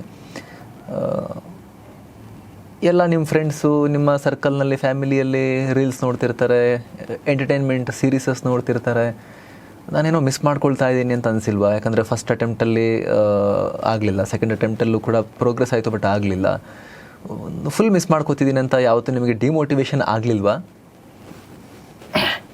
ಸರ್ ನೀವು ಹೇಳ್ದ ಹಾಗೆ ಅಂದರೆ ಕೋವಿಡ್ ಟೈಮಲ್ಲಿ ನಾನು ಹಳ್ಳಿಲೇ ಇದ್ದೆ. ಸೊ ಆ ಕೋವಿಡ್ ಟೈಮಲ್ಲಿ ನೆಟ್ವರ್ಕ್ ಇಲ್ದಲೇ ಇರ್ಬೋದು. ಅಂದರೆ ನೆಟ್ವರ್ಕ್ ಬೇಕು ಅಂದ್ರೆ 1 ಕಿಲೋಮೀಟರ್ ಒಂದು ಗುಡ್ಡಕ್ಕೆ ಹೋಗಿ ಅಲ್ಲಿ ನೆಟ್ವರ್ಕ್ ಆಕ್ಸೆಸ್ ಮಾಡಬೇಕಿತ್ತು. ನಮ್ಮದು ಮಲೆನಾಡೆ, ಅದು ನಮ್ಗೆ ಕ್ಲೀನಾಗಿ ಅರ್ಥ ಆಗುತ್ತೆ ನೀವೇನು ಹೇಳ್ತಿದ್ದೀರಾ ಅಂತೇಳಿ. ಸರ್ ಅದೊಂಥರ ಬ್ಲೆಸ್ಸಿಂಗ್ ಇನ್ ಡಿಸ್ಗೈಸ್ ಥರ ಆಯಿತು ಸರ್. ಅಂದರೆ ಯಾವ ಥರ ಆಯಿತು ಅಂದರೆ ನನಗೆ ಏನು ಅಂದರೆ ಲೈಕ್ ಈಗ ಏನೋ ಓದಬೇಕು ಅಂದರೆ ಒಂದು PDF ಡೌನ್ಲೋಡ್ ಮಾಡ್ಕೊ ಬರ್ತಾ ಇದ್ದೆ ಇಂಟರ್ನೆಟ್ ಇದ್ದ ಜಾಗದಲ್ಲಿ. ಸೊ ಆ PDF ಓದೋದಾಗ್ತಾ ಇತ್ತು. ಅದರಿಂದಾಗಿ ಈ ಥರ ನೀವು ಹೇಳ್ದಾಗೆ ಸೋಷಿಯಲ್ ಮೀಡಿಯಾದಲ್ಲಿ ತುಂಬ ಅಡಿಕ್ಟ್ ಆಗೋಷ್ಟು ಇದಾಗಲಿಲ್ಲ ಸರ್, ಇಂಪ್ಯಾಕ್ಟ್ ಆಗಲಿಲ್ಲ. ಅದ್ರ ಜೊತೆಗೆ ನಾನು ಫೈನಲ್ ಇಯರ್ ಆದಮೇಲೆ UPSC ಪ್ರಿಪ್ರೇಷನ್ ಅಂತ ಬಂದಾಗ ಕಂಪ್ಲೀಟ್ ಸೋಷಿಯಲ್ ಮೀಡಿಯಾ ಡಿಆಕ್ಟಿವೇಟ್ ಮಾಡಿಬಿಟ್ಟೆ. ಯಾಕೆಂದರೆ ನನಗೆ ಗೊತ್ತಿತ್ತು, ಅಂದರೆ ನನಗೆ ನನ್ನ ಸೀನಿಯರ್ಸ್ ಹೇಳಿದ್ದ ಪ್ರಕಾರ UPSC ಅನ್ನೋದು ಒಂದು ತುಂಬ ಕಾಂಪಿಟೇಟಿವ್ ಎಕ್ಸಾಮ್. ಎಷ್ಟು ಕಾಂಪಿಟೇಟಿವ್ ಅಂದರೆ ಇಂಡಿಯಾಸ್ ಬೆಸ್ಟ್ 1000 ಮೈಂಡ್ಸ್ ಮಾತ್ರ ಕ್ಲಿಯರ್ ಮಾಡ್ತಾರೆ. ಎಷ್ಟೋ ಜನ IIT ಅವರು, ಎಷ್ಟೋ ಜನ MBBS ಮಾಡಿ MD ಮಾಡಿ ಬರ್ದಿರ್ತಾರೆ, ಎಷ್ಟೋ ಜನ ದೊಡ್ಡ ದೊಡ್ಡ ಕಂಪ್ನಿಲಿ 1 ಕೋಟಿ ಪ್ಯಾಕೇಜ್ ಬಿಟ್ಟು ಬರ್ತಾ ಇರ್ತಾರೆ, ಫಾರಿನ್ ರಿಟರ್ನ್ಸ್ ಇರ್ತಾರೆ. ಸೊ ಅಂಥವ್ರ ಜೊತೆ ಕಾಂಪೀಟ್ ಮಾಡಬೇಕು ಅಂದರೆ the only way possible is through hard work. Hard work beats talent whenever talent doesn't work hard enough. So ಈಗ ಅವರು 10 hours ಕೊಡ್ತಾ ಇದ್ದಾರಾ, ನಾವು 12 hours 15 hours ಕೊಟ್ಟಾಗ ನಮ್ಮ ಎಫರ್ಟ್ ಇರುತ್ತಲ್ಲ, ಸೊ ನಾವು ಒಂದು ಓವರ್ ದ ಪೀರಿಯಡ್ ನೋಡಿದಾಗ ಆ ಕ್ಯುಮ್ಯುಲೇಟಿವ್ ಎಫರ್ಟ್ ಇರುತ್ತಲ್ಲ, that will help us in cracking this exams. So ನಾನು ಹಾರ್ಡ್ ವರ್ಕಲ್ಲಿ ತುಂಬ ಬಿಲೀವ್ ಮಾಡ್ತೇನೆ. ಸೊ ಅದರಿಂದ ಅಂದರೆ ನಾನು ಆನೆಸ್ಟಾಗಿ ಹೇಳ್ತೇನೆ, ಈವನ್ ಪ್ರಿಪ್ರೇಷನ್ ಟೈಮಲ್ಲೂ ಕೂಡ ಎಷ್ಟೋ ಸಲ ತುಂಬ ಲೈಕ್ ಸ್ಯಾಚುರೇಟ್ ಫೀಲ್ ಆದಾಗ ಎಷ್ಟೋ 2 hours 3 hours ಎಲ್ಲ ಯೂಟ್ಯೂಬ್ ಶಾರ್ಟ್ಸ್ ನೋಡಿದ್ದಿದೆ. ಬಟ್ ಆ ಮಾಡಿದಾಗ ಲೈಕ್ ಒಂದು ಗಿಲ್ಟ್ ಫೀಲ್ ಆಗುತ್ತಲ್ವಾ, ಓ ನಾನು ಏನು ಮಾಡ್ತಾ ಇದ್ದೀನಿ, 2-3 hours ಎಫರ್ಟ್ಸ್ ಕಮ್ಮಿ ಆಯ್ತಲ್ವಾ ಅಂತ ಅನ್ಕೊಂಡಾಗ ಲೈಕ್ ಆ ಫೀಲಿಂದಾಗಿ ಇದರಿಂದ ನೆಕ್ಸ್ಟ್ ಡೇಗೆ ಲೈಕ್ ಆ ತಪ್ಪನ್ನ ಮಾಡಬಾರ್ದು, like I shouldn't repeat this mistake ಅನ್ನೋ ಒಂದು ಐಡಿಯಾ ಬಂದು ಲೈಕ್ ಆ ಮಿಸ್ಟೇಕ್ಸ್ನ ಕರೆಕ್ಟ್ ಮಾಡ್ಕೋತೀವಲ್ಲ, ಅಲ್ಲಿ UPSC ಪ್ರೊಸೆಸ್ಸಲ್ಲಿ ಒಂದು ವಿಜಯದ ಹಾದಿ ಇದೆ ಸರ್. ಯಾವಾಗ ಮಿಸ್ಟೇಕ್ಸ್ ಮಾಡೋದು ಕಾಮನ್, ಬಟ್ ಮಿಸ್ಟೇಕ್ಸಿಂದ ಕಲಿತೀವಲ್ಲ, ಅಲ್ಲಿ ನಮ್ಮ ಡೆವಲಪ್ಮೆಂಟ್ ಆಗುತ್ತೆ. ನಿಜ, ಅಲ್ಲಿ ಒಂದು ಲೈನ್ ಹೇಳಿದ್ರಿ ನೀವು, ಅಂದರೆ ನಿಮ್ಮ ಮಾತಿನ ಅರ್ಥ ಪ್ರತಿಭೆ ಇರೋರು, ಟ್ಯಾಲೆಂಟ್ ಇರೋರು ಕಷ್ಟಪಡದೇ ಇದ್ದರೆ, ಕಷ್ಟಪಡೋರು ಟ್ಯಾಲೆಂಟನ್ನ ಮೀರಿಸಿ ಮುಂದಕ್ಕೆ ಹೋಗ್ತಾರೆ ಅಂತ. Yes sir, correct. ಅದು ಸ್ವಲ್ಪ ಎಲಾಬ್ರೇಟ್ ಮಾಡ್ಬೋದಾ sir? In the end UPSC ಏನಾಗುತ್ತೆ, UPSC ಕೇವಲ ಒಂದು ಎಕ್ಸಾಮಿನೇಷನ್ ಅಲ್ಲ, ಅದು ಒಬ್ಬ ಪರ್ಸ್ನಾಲಿಟಿನ ಅವರ ಬಗ್ಗೆ ಲೈಫ್ ಪರ್ಸ್ಪೆಕ್ಟಿವ್ಸ್ನ ಅವ್ರನ್ನ ಲೈಕ್ ಎಕ್ಸ್ಪ್ಲೋರ್ ಮಾಡೋದಕ್ಕೆ ಟ್ರೈ ಮಾಡುತ್ತೆ ಸರ್. ಅಂದರೆ ಪ್ರಿಲಿಮ್ಸಲ್ಲಿ ಏನಾಗುತ್ತೆ, ಪ್ರಿಲಿಮ್ಸ್ ಎಕ್ಸಾಮಿನೇಷನಲ್ಲಿ ಸೊ 100 MCQs ಇರುತ್ತೆ, 2 hours ಸಾಲ್ವ್ ಮಾಡಬೇಕು, ಎಕ್ಸ್ಟ್ರೀಮ್ ಪ್ರೆಷರ್ ಇರುತ್ತೆ. ಅದೇ ಥರ CSAT ಬರುತ್ತೆ, ಮ್ಯಾಥಮೆಟಿಕ್ಸ್ ರೀಸನಿಂಗ್ ಬರುತ್ತೆ. ಮೇನ್ಸಲ್ಲಿ 9 paper 3 hour continues back to back ಕೊಡ್ತೇವೆ. ಎಥಿಕ್ಸ್ ಪೇಪರಲ್ಲಿ ಪೇಪರ್ ಯಾವ ಥರ ಸೆಟ್ ಮಾಡಿರ್ತಾರೆ ಅಂದರೆ, ಪೇಪರ್ ನಾವು ಲೈಕ್ ಸಾಲ್ವ್ ಮಾಡ್ತಾ ಅದ್ರ ಟೈಮ್ ಶಾರ್ಟೇಜ್ ಆಗೋ ಥರನೇ ಸೆಟ್ ಮಾಡಿರ್ತಾರೆ. ಯಾಕೆ ಅಂದರೆ ನಮ್ಮ ಆ ಪ್ರೆಷರ್ ಸಿಚುವೇಶನಲ್ಲಿ ನಮ್ಮ ರಿಯಲ್ ಎಥಿಕ್ಸ್ ಏನು, ನಮ್ಮ ರಿಯಲ್ ಥಾಟ್ಸ್ ಏನು, ಅದು ಹೊರಗಡೆ ಬರಲಿ ಅಂತ. ಇಂಟರ್ವ್ಯೂಲ್ಲೂ ಕೂಡ ನಮ್ಮ ಪರ್ಸ್ಪೆಕ್ಟಿವ್ಸ್ನ ನೋಡ್ತಾರೆ. ಸೊ ಏನಾಗುತ್ತೆ, ಈ ಸ್ಟೇಜಲ್ಲಿ 3 ಸ್ಟೇಜ್ ಇರೋದ್ರಿಂದ ಮಿಸ್ಟೇಕ್ಸ್ ಮಾಡೋದು ಕಾಮನ್ ಇರುತ್ತೆ. ಸೊ ಆ ಮಿಸ್ಟೇಕ್ಸ್ನ ನಾವು ಎಷ್ಟು ಸಲ ರಿಪೀಟ್ ಮಾಡ್ತೇವೆ, ಎಷ್ಟು ಸಲ ಹಾರ್ಡ್ ವರ್ಕ್ ಮಾಡಿ ಕರೆಕ್ಟ್ ಮಾಡ್ಕೋತೇವೆ, ಅದು ತುಂಬ ಮ್ಯಾಟ್ರ್ ಆಗುತ್ತೆ. ಈಗ ಫಾರ್ ಎಕ್ಸಾಂಪಲ್ ನಾವು ಟ್ಯಾಲೆಂಟ್ ಇದೆ ಅಂತ ಏನು ಪ್ರಾಕ್ಟೀಸ್ ಮಾಡಲಿಲ್ಲ ಅಂದರೆ ಆ ಮಿಸ್ಟೇಕ್ಸ್ನ ನಾವು ಎಕ್ಸಾಮಿನೇಷನ್ ಹಾಲಲ್ಲಿ ಹೋಗಿ ಮಾಡ್ತೇವೆ. ಬಟ್ ಯಾರು ಹಾರ್ಡ್ ವರ್ಕ್ ಮಾಡ್ತಾರೆ ಆ ಮಿಸ್ಟೇಕ್ಸ್ನ ಅವರು ಮುಂಚೆನೇ ಮಾಡಿರ್ತಾರೆ. ಸೊ ಆ ಮಿಸ್ಟೇಕ್ಸ್ ಮುಂಚೆ ಮಾಡಿರೋದ್ರಿಂದ ಎಕ್ಸಾಮಿನೇಷನ್ ಹಾಲಲ್ಲಿ ಅವರು ಕಾಮಾಗಿ ಕೂತು ಸಾಲ್ವ್ ಮಾಡ್ತಾರೆ. ಸೊ ಇದರಿಂದಾಗೇ ನಾನು ಯಾವಾಗಲೂ ನನ್ನ ಸ್ಟೂಡೆಂಟ್ಸಿಗೂ ಕೂಡ ಹೇಳ್ತಾ ಇರ್ತೇನೆ, ಯಾವ್ಯಾವ ಮಿಸ್ಟೇಕ್ಸ್ ನೀವು UPSCಯಲ್ಲಿ ಮಾಡ್ಬೋದು, ಮುಂಚೆ ನೀವು ಪ್ರಾಕ್ಟೀಸ್ ಥ್ರೂ ಮಾಡಿ, ನೀವು ಹಾರ್ಡ್ ವರ್ಕ್ ಹಾಕಿ 12 hours 15 hours ಟೆಸ್ಟ್ಗಳು ಎಷ್ಟಾಗುತ್ತೋ ಬರಿತಾ ಇರಿ, ಪ್ರಾಕ್ಟೀಸ್ ಮಾಡ್ತಾ ಇರಿ. ಅಲ್ಲಿ ನೀವು ಮಾಡೋವಂಥ ಮಿಸ್ಟೇಕ್ಸಿಂದ ಕಲಿತಾಗ ಮುಂದೆ ಆ ಮಿಸ್ಟೇಕ್ಸ್ನ ಮಾಡಲ್ಲ. ಅದೇ ಥರ ನೀವು ಮುಂದೆ ಅಧಿಕಾರಿ ಆದಾಗಲೂ ಕೂಡ ನಿಮ್ಮ ವೇ ಆಫ್ ಥಿಂಕಿಂಗ್ ಇರುತ್ತಲ್ಲ, ಅದು ಈ ಎಕ್ಸಾಮಿಂದ ಡೆವಲಪ್ ಆಗಿರುತ್ತೆ. ಸೊ ಈ ಮಿಸ್ಟೇಕ್ಸ್ನ ಒಬ್ಬ ಅಧಿಕಾರಿಯಾದಾಗ ಮಾಡೋದಕ್ಕೆ ನಿಮಗೆ ಒಂದು ಅಪರ್ಚುನಿಟೀಸ್ ಇರಲ್ಲ. ಆ ಮಿಸ್ಟೇಕ್ಸ್ ಮಾಡಿದ್ರೆ you will face punishments. So ಆ ಮಿಸ್ಟೇಕ್ಸ್ನ ಅವಾಯ್ಡ್ ಮಾಡೋದಕ್ಕೆ ಎಲ್ಲ ಮಿಸ್ಟೇಕ್ಸ್ ಈಗಲೇ ಮಾಡಿ, ಆ ಮಿಸ್ಟೇಕ್ಸ್ ಮಾಡೋದಕ್ಕೆ only way is through hard work sir. ಎಷ್ಟು ಗಂಟೆ ಓದ್ತಾ ಇದ್ರಿ ಡೈಲಿ ನೀವು? ಸರ್ ಎಸ್ಪೆಷಲಿ ಪ್ರಿಲಿಮ್ಸ್ ಮೇನ್ಸ್ ಅಂತ ಎಲ್ಲ ಬಂದಾಗ 12 to 15 hours ಕೊಡ್ತಾ ಇದ್ದೆ ಸರ್. ಯಾಕೆಂದರೆ ನಾನು ಮೊಮೆಂಟಮಲ್ಲಿ ತುಂಬ ಬಿಲೀವ್ ಮಾಡ್ತೇನೆ. 12 to 15 hours. ಎಸ್ ಸರ್, ಮೊಮೆಂಟಮಲ್ಲಿ ತುಂಬ ಬಿಲೀವ್ ಮಾಡ್ತೇನೆ. ಅಂದರೆ ಏನಾಗ್ತಾ ಇರುತ್ತೆ, ನಾವು ಓದ್ತಾ ಅದ್ರ ಒಳಗಡೆನೆ ಹೋದಾಗ ನಮಗೆ ಕಾನ್ಸೆಪ್ಟ್ ಚೆನ್ನಾಗಿ ಅರ್ಥ ಆಗ್ತಾ ಹೋಗುತ್ತೆ. ಸೊ ಏನಾಗುತ್ತೆ, ನಾನು ರಾತ್ರಿ 9 ರಾತ್ರಿ 3 ತನಕ ಓದ್ತಾ ಇದ್ದೆ. ಯಾಕಂದ್ರೆ 6 hours ಕಂಟಿನ್ಯೂಸ್ ಸ್ಟ್ರೆಚ್ ಇರ್ತಾ ಇದ್ರಿಂದ ತುಂಬಾ ಒಳ್ಳೆ ಮೊಮೆಂಟಮ್ ಬಿಲ್ಡ್ ಆಗ್ತಾ ಇತ್ತು. ಸೊ ಡಿಸ್ಟ್ರಾಕ್ಷನ್ಸ್ ಕೂಡ ಕಮ್ಮಿ ಇರ್ತಾ ಇತ್ತು. ಸೊ ಆಫ್ ಆಗ್ತಾ ಇರುತ್ತಲ್ಲ ಅಷ್ಟೊತ್ತಿಗೆ, ಔಟರ್ ವರ್ಲ್ಡ್ ಆಫ್ ಆಗಿರುತ್ತೆ, ಅಥವಾ ನಿಮ್ಮ ಅಟ್ಲೀಸ್ಟ್ ಇಂಡಿಯಾದಲ್ಲಿರೋ ನಿಮ್ಮ ಸರ್ಕಲ್ ಎಲ್ಲ ಆಫ್ ಇರುತ್ತೆ. ಸೊ ನಿಮಗೆ ಕಂಪ್ಲೀಟ್ ಡಿಸ್ಟ್ರಾಕ್ಷನ್ ಫ್ರೀ ಆ ಸ್ಟ್ರೆಚ್ ಸಿಗುತ್ತೆ ನೈಟ್ 3 ಗಂಟೆ ತನಕ ಅಂತನಾ? ಎಸ್ ಸರ್, ಅದು ನಿಜ ಸರ್. ಸೊ ಅದರಿಂದಾಗಿ ನನಗೆ ಒಂದು ಫೋಕಸ್ಡ್ ಆಗಿ ಏನು ಡಿಸ್ಟ್ರಾಕ್ಷನ್ಸ್ ಇಲ್ದಲೆ ಓದೋದಕ್ಕೆ ತುಂಬಾ ಹೆಲ್ಪ್ ಆಗುತ್ತೆ ಅಂತ ಆ ಅವರ್ಸ್ನ ಚೂಸ್ ಮಾಡ್ತಾ ಇದ್ದೆ. ಸೊ ಅದ್ರ ಜೊತೆಗೆ ಇನ್ನು ಡೇ ಟೈಮಲ್ಲಿ 6 hours 7 hours ಹುಡುಕ್ತಾ ಇದ್ದೆ. ಎಷ್ಟು ನಿದ್ದೆ ಮಾಡ್ತಿದ್ರಿ? ಎಷ್ಟು ಗಂಟೆಗೆ ಹೇಳ್ತಾ ಇದ್ರಿ ಸರ್? ಅಂದರೆ ನಾನು ನಿದ್ದೆಯಲ್ಲಿ ತುಂಬ ಬಿಲೀವ್ ಮಾಡ್ತೇನೆ. ಯಾಕೆಂದರೆ ನಾವು ಅಷ್ಟು 12 to 15 hours ಹಾಕೋದ್ರಿಂದ ನಮ್ಮ ಬ್ರೈನಿಗೂ ಕೂಡ ನ್ಯೂರಲ್ ಕನೆಕ್ಷನ್ಸ್ ಸ್ಟ್ರಾಂಗ್ ಆಗಬೇಕು ಅಂತ ನಿದ್ದೆ ಬೇಕಾಗುತ್ತೆ. ಓದಿರೋದು ಪ್ರೊಸೆಸ್ ಆಗಬೇಕಲ್ವಾ? Yes sir. So 7 hours 8 hours ನಿದ್ದೆ ಮಾಡ್ತಾ ಇದ್ದೆ sir. So that is 7 hours during the night and ಆಫ್ಟರ್ನೂನಲ್ಲಿ 1 hour ನಿದ್ದೆ ಮಾಡ್ತಾ ಇದ್ದೆ. ಸೊ ಅದು ಲೈಕ್ ನನ್ನನ್ನು ರಿಫ್ರೆಶ್ ಆಗಿಡೋದಕ್ಕೆ ಮತ್ತೆ ರೀಎನರ್ಜೈಸ್ ಮಾಡ್ಕೊಳ್ಳೋದಕ್ಕೆ ಹೆಲ್ಪ್ ಆಗ್ತಿತ್ತು ಸರ್. ಈ CSAT ಪೇಪರ್ಸ್ ನೋಡಿದ್ರೆ IIT ಅವರು ಕೂಡ ಗಾಬರಿ ಆಗೋ ಥರ ಇದೆ ಅಂತ ಹೇಳ್ತಾರೆ, ಅಷ್ಟು ಟಫ್ ಇರುತ್ತೆ ಅಂತ ಹೇಳಿ. ನಿಮ್ಮ ಸ್ಟ್ರಾಟಜಿ ಮತ್ತು ಪ್ಲಾನಿಂಗ್ ಏನಾಗಿತ್ತು? ಹೆಂಗೆ ಓದ್ತಾ ಇದ್ರಿ, ಹೆಂಗೆ ಪ್ರಿಪೇರ್ ಆಗ್ತಿದ್ರೆ? ಸರ್ ನನ್ನ ಕೇಸಲ್ಲಿ ನಾನು ಸ್ವಲ್ಪ ಬ್ಲೆಸ್ಡ್ ಅಂತ ಹೇಳಬೇಕು. ಸೊ ಸೊ ನಾನು ಇಂಡಿಯನ್ ನ್ಯಾಷನಲ್ ಮ್ಯಾಥಮೆಟಿಕ್ಸ್ ಒಲಿಂಪಿಯಾಡಲ್ಲೆಲ್ಲ ಪಾರ್ಟಿಸಿಪೇಟ್ ಮಾಡಿದ್ದೆ. ಸೊ NITK ಅಂತ ಮ್ಯಾಥಮೆಟಿಕ್ಸ್ ಓರಿಯೆಂಟೆಡ್ ಒಂದು ಕಾಲೇಜಲ್ಲಿ ಓದಿದ್ದೆ. ಸೊ CET-SAT-ಅಲ್ಲಿ ನನ್ನ ಸ್ಕೋರ್ಸ್ 156, 130 ಆ ಥರ ಎಲ್ಲ ಇರ್ತಿತ್ತು, which are considered one of the highest in all India level. So ಅಂದರೆ ನನಗೆ ಬಟ್ CSAT ನಾವು ಪ್ರಾಕ್ಟೀಸ್ ಮಾಡಿದ್ವಲ್ಲ, ಸೊ ಅಲ್ಲಿ ನಾನು ಒಂದು ಪ್ಯಾಟರ್ನ್ ಐಡೆಂಟಿಫೈ ಮಾಡಿದ್ದೇನು ಅಂದರೆ, ಸೊ ನಾವು CSAT ಪ್ರಾಕ್ಟೀಸ್ ಮಾಡ್ತಾ ಇರಬೇಕಾದ್ರೆ especially for someone from non mathematics background, ಮ್ಯಾಥಮೆಟಿಕ್ಸೇ ತೊಗೊಂಡಿರಲ್ಲ, ಜೀವನ ಪೂರ್ತಿ ಓದಿರಲ್ಲ, ಏನಾಗುತ್ತೆ ಒಂದು ಈಗ ಯಾವುದಾದ್ರೂ ಒಂದು ಕೋರ್ಸ್ ತೊಗೋತೇವೆ, ಕೋರ್ಸ್ ತೊಗೊಂಡು ಆ ಕೋರ್ಸಲ್ಲಿ ಅವರ ಸೊಲ್ಯೂಷನ್ಸ್ ನೋಡ್ತೇವೆ, ದೆನ್ ನಾವು CSAT ಪ್ರಾಕ್ಟೀಸ್ ಮುಗೀತು ಅನ್ಕೊಬಿಡ್ತೇವೆ. ಬಟ್ ಅದು ತಪ್ಪು. ನಾವು ಫಸ್ಟ್ ಕೂತ್ಕೋಬೇಕು, 2025 ಕ್ವಶನ್ ನಂಬರ್ 1 ಸಾಲ್ವ್ ಮಾಡ್ತೇವೆ, ಸಾಲ್ವ್ ಆಗ್ತಿಲ್ವಾ ಪರವಾಗಿಲ್ಲ, ದೆನ್ ಸೊಲ್ಯೂಷನ್ ನೋಡ್ತೇವೆ. ಸೊ ನಾವು ಯಾವಾಗ ನಮ್ಮ ಕಡೆಯಿಂದ ಎಫರ್ಟ್ ಹಾಕ್ತೀವಿ ಅಂದರೆ, ನಾನು ಇದನ್ನು ಯಾವತ್ತೂ ಸ್ಟೂಡೆಂಟ್ಸಿಗೆ ಹೇಳ್ತೇನೆ, ನಿಮಗೆ ಇಂಡಿಯಾದ ಬೆಸ್ಟ್ ಟೀಚರ್ಸಿಂದ ಪಾಠ ಮಾಡಿಸ್ಲಿ, ಎಲ್ಲಿ ತನಕ ನೀವು ಕೂತು ಸಾಲ್ವ್ ಮಾಡೋದಕ್ಕೆ ಟ್ರೈ ಮಾಡಲ್ವೋ, ಎಲ್ಲಿ ತನಕ ನೀವು ಪ್ರಾಕ್ಟೀಸ್ ಮಾಡಲ್ವೋ, ಅದು ನಿಮಗೆ ಫೈನಲ್ ರಿಸಲ್ಟ್ ಸಿಗಲ್ಲ. ನಾವು ಕೂಡ ನನಗೆ CSAT ತುಂಬ ಒಳ್ಳೆ ಸ್ಕೋರ್ ಬರ್ತಿದ್ದಕ್ಕೆ ರೀಸನ್ ಏನು ಅಂದರೆ, 11th 12th ನಾವು ಯಾವ ಲೆವೆಲಿಗೆ ಪ್ರಾಕ್ಟೀಸ್ ಮಾಡಿದ್ವಿ JEE ಎಕ್ಸಾಮ್ಸಿಗೆ ಅಂದರೆ, ಆ ಪ್ರಾಕ್ಟೀಸಿಂದ ಇವತ್ತು CSAT ಹೆಲ್ಪ್ ಆಗ್ತಾ ಇದೆ. ಅದೇ ಥರ ನೀವು ಇವತ್ತು ಕೂತ್ಕೊಂಡು ಕ್ವಶನ್ ನಂಬರ್ 1 ಸಾಲ್ವ್ ಮಾಡಿ, ಬರಲಿಲ್ವಾ ಪರವಾಗಿಲ್ಲ, ಸೊಲ್ಯೂಷನ್ ನೋಡಿ, 2 ಸಾಲ್ವ್ ಮಾಡಿ, ಅದೇ ಥರ ನೀವು ಮಾಡ್ಕೋತಾ ಹೋದಾಗ 2025ರಿಂದ 13 ತನಕ ಸಾಲ್ವ್ ಮಾಡಿ. ಅದಾದಾಗ ನಿಮಗೇನೆ ಒಂದು ಪ್ಯಾಟರ್ನ್ ಐಡೆಂಟಿಫೈ ಆಗುತ್ತೆ, ಓ ಈ ಕ್ವಶನ್ ಈ ಥೀಮ್ ರಿಪೀಟ್ ಆಗ್ತಾ ಇದೆ, ಸೊ ಆ ಥೀಮ್ ಮೇಲೆ ಚೆನ್ನಾಗಿ ಪ್ರಿಪೇರ್ ಆಗಿ. ಸೊ ಅಂದರೆ ಯಾವತ್ತೂ UPSCಯಲ್ಲಿ ಸ್ಪೂನ್ ಫೀಡಿಂಗ್ ವರ್ಕ್ ಆಗಲ್ಲ. ನಾವು ಒಂದು ಫೀಲ್ಡ್ ಆಫೀಸರ್ ಆಗಿ ಹೋದಾಗ ಡಿಸಿಷನ್ಸ್ ನಾವೇ ತಗೋಬೇಕಾಗತ್ತೆ ಒಬ್ಬ ಆಫೀಸರ್ ಆಗಿ. ಸೊ ಅದರಿಂದಾಗಿ ಸೊ ನಾವು ಬೇರೆ ಯಾರ ಮೇಲೂ ಡಿಪೆಂಡ್ ಆಗೋಕ್ಕಾಗಲ್ಲ. ಸೊ ನಮ್ಮ ಓನ್ ಕ್ರಿಟಿಕಲ್ ಥಿಂಕಿಂಗ್ನ, ರ್ಯಾಷನಲ್ ಥಿಂಕಿಂಗ್ನ ಡೆವಲಪ್ ಮಾಡ್ಕೋಬೇಕಾಗತ್ತೆ. That comes through our own practice. So ಅದರಿಂದಾಗಿ ತುಂಬ ಪ್ರಾಕ್ಟೀಸ್ ಮಾಡಿ ಅಂತ ಯಾವತ್ತೂ ಸಜೆಸ್ಟ್ ಮಾಡ್ತೇನೆ ಸರ್. ನೀವು ನಿಮ್ಮ ಥಾಟ್ ಪ್ರೊಸೆಸ್ ನೋಡ್ತಾ ಇದ್ದಾರೆ, ನೀವು ಫಿಕ್ಸ್ ಆಗಿಬಿಟ್ಟಿದ್ದೀರಿ, ನಾನು ಆಫೀಸರ್ ಆಗೋದು ಗ್ಯಾರಂಟಿ, ನಾನು ಹಾಗೇ ಆಗ್ತೀನಿ ಅಂಥೇಳಿ ನೀವು ಎಕ್ಸಾಮ್ ಮಾತ್ರ ಅಲ್ಲ, ಆಫೀಸರ್ ಆದಾಗ ಹೆಂಗಿರ್ಬೇಕು ಅನ್ನೋದಕ್ಕೂ ತಯಾರಿ ಶುರುವಾಗಿತ್ತು ಅಂತ ಕಾಣುತ್ತೆ. ಆ ಕರಾವಳಿ, ಆ ಸುರತ್ಕಲ್ಲು, ಆ ಕಾಲೇಜು, ಅಲ್ಲಿನ ಪರಿಸರ ಏನಾದ್ರು ಪರಿಣಾಮ ಬೀರ್ತಾ ನಿಮ್ಮ ಮೇಲೆ, ನಿಮ್ಮ ವ್ಯಕ್ತಿತ್ವ ವಿಕಸನದ ಮೇಲೆ? ತುಂಬ ಸರ್, ಯಾಕೆಂದರೆ ನಾನು ಒಂದು ಬೀಚ್ ಸ್ಕೂಲ್ ಅಂತ ಇತ್ತು ಸರ್. ಸೊ ಬೀಚ್ ಸ್ಕೂಲ್ ಅಂದ್ರೆ ಹೇಗಿತ್ತು, ಮುಂದೆ ಸುರತ್ಕಲ್ ಬೀಚ್, ಹಿಂದೆ ಸದಾಶಿವ ಟೆಂಪಲ್ ಅಂತ ಇತ್ತು. ಮುಂದೆ ಆ ಬೀಚ್ನ ಒಂದು ಲೈಕ್ ಆ ಎನ್ವಿರಾನ್ಮೆಂಟ್ ಇರ್ಬೋದು, ಹಿಂದೆ ಆ ಟೆಂಪಲ್ನ ಒಂದು ಸೆರೆನಿಟಿ ಇರ್ಬೋದು, ಮಧ್ಯದಲ್ಲಿ ನಾವು ಕೂತು 5 ವರ್ಷದಿಂದ 10ನೇ ಕ್ಲಾಸ್ ತನಕ ಮಕ್ಕಳಿಗೆ ಪಾಠ ಹೇಳ್ಕೊಡ್ತಿದ್ವಿ, ಸಂಜೆ 5:30 7:30 ತನಕ. ಆ ಮಕ್ಕಳಲ್ಲಿ ನಾನು ಅಂದ್ರೆ ಆ ಇನ್ನೋಸೆನ್ಸ್ ಇರುತ್ತೆ ನಮ್ಮ ಲೈಫಲ್ಲಿ. ಯಾವಾಗ ಪಾಠ ಹೇಳ್ಕೊಡ್ತಿದ್ವಿ ನೀವು? ಕಾಲೇಜ್ ಟೈಮಲ್ಲಿ ಸರ್. ನಾವು ಬೀಚ್ ಸ್ಕೂಲ್ ಅಂತ ಆ ಇನಿಷಿಯೇಟಿವ್ ಮಾಡ್ತಾ ಇದ್ವಿ. ಸೊ ಫಸ್ಟ್ ಇಯರ್ ಅಂದ್ರೆ ಕೋವಿಡ್ ಟೈಮಲ್ಲಿ ಎಷ್ಟು ಮಾಡೋಕ್ಕಾಗಲಿಲ್ಲ ಅದು ಇನಿಷಿಯೇಟಿವ್. ಸೊ ನಾವು NITK ಸ್ಟೂಡೆಂಟ್ಸೇ ಮಾಡ್ತಾ ಇದ್ವಿ ಸರ್. ಸೊ ನಾವು ಒಂದು 10-15 ಜನ ಸ್ಟೂಡೆಂಟ್ಸ್ ಹೋಗಿ ಅಲ್ಲೊಂದು 30 ಜನ ಮಕ್ಕಳಿದ್ರು ಸರ್. ಸೊ ಈ ಥರ ಪಾಠ ಮಾಡ್ತಾ ಇದ್ವಿ. ಆ ಮಕ್ಕಳಲ್ಲಿ ಅಂದ್ರೆ ನಾನು ಇವತ್ತಿಗೂ ನೆನಪಿದೆ ಒಂದು ಇನ್ಸಿಡೆಂಟ್. ಅದೇನಾಗುತ್ತೆ, ನಾವು 5ನೇ ಕ್ಲಾಸ್ ಮಕ್ಕಳಿಗೆ ನವೋದಯ ಮತ್ತೆ ಮುರಾರ್ಜಿಗೆ ಪಾಠ ಮಾಡ್ತಾ ಇದ್ವಿ. ಅದೇನಾಗ್ತಿತ್ತು, ಒಬ್ಬ 2ನೇ ಕ್ಲಾಸ್ ಹುಡುಗ ಇದ್ದ, ಅವನಿಗೆ ಪಾಠ ಮಾಡ್ತಾ ಇರಬೇಕಾದ್ರೆ ಆ 2ನೇ ಕ್ಲಾಸ್ ಹುಡುಗ ಈ 5ನೇ ಕ್ಲಾಸ್ ಪ್ರಾಬ್ಲಮ್ಸ್ ಎಲ್ಲ ಸಾಲ್ವ್ ಮಾಡ್ತಾ ಇದ್ದ. ನನಗೆ ಅವತ್ತು ರಿಯಲೈಸ್ ಆಯಿತು, ಅವರು ಆ ಮಕ್ಕಳು ಎಷ್ಟೋ ಬಡತನದಿಂದ ಬಂದವರು, ಫಿಶರ್ಮೆನ್ ಮಕ್ಕಳು ಮತ್ತೆ ಈಗ ಕೂಲಿ ಕಾರ್ಮಿಕರ ಮಕ್ಕಳು. ಬಟ್ ಆ 2ನೇ ಕ್ಲಾಸ್ ಹುಡುಗ ಒಂದು 5ನೇ ಕ್ಲಾಸ್ ಪ್ರಾಬ್ಲಮ್ ಸಾಲ್ವ್ ಮಾಡಿದಾಗ ಅಲ್ಲಿ ಒಂದು ರಿಯಲೈಸ್ ಆಗಿದ್ದೇನು ಅಂದರೆ, ದೇಶದ ಮೂಲೆ ಮೂಲೆಯಲ್ಲೂ ಟ್ಯಾಲೆಂಟ್ ಇರುತ್ತೆ. ನಮ್ಮ ಬ್ಯಾಕ್ಗ್ರೌಂಡ್ ನಮ್ಮ ಟ್ಯಾಲೆಂಟನ್ನ ಹಿಂದೆ ಎಳಿಬಾರ್ದು ಯಾವತ್ತೂ. ಸೊ ನಾವು ಯಾವಾಗ ಒಂದು ಸೊಸೈಟಿ ಆ ಟ್ಯಾಲೆಂಟ್ನ ಪೊಟೆನ್ಷಿಯಲ್ನ ರೆಕಗ್ನೈಸ್ ಮಾಡಿ ನಾವು ಸಪೋರ್ಟ್ ಮಾಡಿದಾಗ ಅಂತ ಎಷ್ಟೋ ಜನ ಪೊಟೆನ್ಷಿಯಲ್ ಸ್ಟೂಡೆಂಟ್ಸ್ ಹೊರಗಡೆ ಬಂದು ಒಂದು ದೇಶನ ಬಿಲ್ಡ್ ಮಾಡೋ ಅಂತ ಕೆಲಸ ಮಾಡ್ತಾರೆ.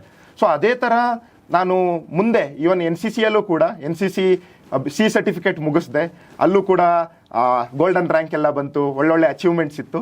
ಸೊ NCCಯಲ್ಲಿ ನನಗೆ ಕಲಿಸಿದಂಥ ಒಂದು ಡಿಸಿಪ್ಲಿನ್ ಇರ್ಬೋದು, ಒಂದು ದೇಶಭಕ್ತಿ ಇರ್ಬೋದು, ನಾನು ಮುಂದೆ ಹೋದಾಗ ಕೂಡ ಒಬ್ಬ ಯೂನಿಫಾರ್ಮ್ಡ್ ಆಫೀಸರ್ ಆಗಿ ನಾನು ದೇಶಕ್ಕೆ ಸರ್ವಿಸ್ ಮಾಡಬೇಕು ಅನ್ನೋ ಒಂದು ಮೈಂಡ್ ಸೆಟ್ ಇರ್ಬೋದು, ನಾನು NCCಯಲ್ಲಿ ತುಂಬ ಕಲಿತೆ ಸರ್. ಮತ್ತು ಇನ್ನೊಂದೇನು ಅಂದರೆ, ನನ್ನ ಫ್ರೆಂಡ್ಸ್, ನನ್ನ ಕೇಸಲ್ಲಿ ಇಂಡಿಯಾಸ್ ಬೆಸ್ಟ್ ಮೈಂಡ್ಸ್ ನನ್ನ ಜೊತೆಗಿದ್ರು. ನಾವು ಒಟ್ಟಿಗೆ ಸೇರಿ ಒಂದು ಕಲ್ಚರಲ್ ಫೆಸ್ಟ್ನ ಆರ್ಗನೈಸ್ ಮಾಡಿದ್ವಿ. 30 ಜನ 1 ಕೋಟಿ ಹ್ಯಾಂಡಲ್ ಮಾಡೋದು ಅಂದರೆ ಕೇವಲ 20-22 ವಯಸ್ಸಲ್ಲಿ. ಸೊ ಅದು ಅವರ ಕೆಪಬಿಲಿಟಿನ ತೋರಿಸುತ್ತೆ. ಅವರಿಂದ ನಾನು ಎಷ್ಟೋ ಕಲಿತೆ. ಒಂದು ಈವೆಂಟ್ನ ಆರ್ಗನೈಸ್ ಮಾಡೋದು ಹೇಗೆ, ನೆಟ್ವರ್ಕ್ಸ್ನ ಹೇಗೆ ಬಿಲ್ಡ್ ಮಾಡೋದು, ನಾವು ಪ್ರಾಪರ್ ಕಮ್ಯುನಿಕೇಷನ್ ಯಾವ ಥರ ಮಾಡೋದು ಎಲ್ಲನೂ ಕಲಿತೆ. ಸೊ NITK ನನ್ನ ಪರ್ಸ್ನಾಲಿಟಿನ ಓವರಾಲ್ ನನ್ನ ಥಿಂಕಿಂಗ್ ಪ್ರೊಸೆಸ್ನ ತುಂಬ ಚೆನ್ನಾಗಿ ಡೆವಲಪ್ ಮಾಡ್ತು. ಅದಕ್ಕೆ like I am always grateful to NITK sir. NCC ಅದು ನೇವಲ್ಲ ಸರ್, ಆರ್ಮಿ ಸರ್. ಆರ್ಮಿದಾ? Okay okay. NCCಯಿಂದಲೂ ಕೂಡ ಸುಮಾರಷ್ಟು ಡಿಸಿಪ್ಲಿನ್ ಅದೆಲ್ಲ ಬಂದಿರುತ್ತೆ. Yes sir. NITK ಸುರತ್ಕಲ್ ಒಂದು ಭಾಗ ಆಯಿತು.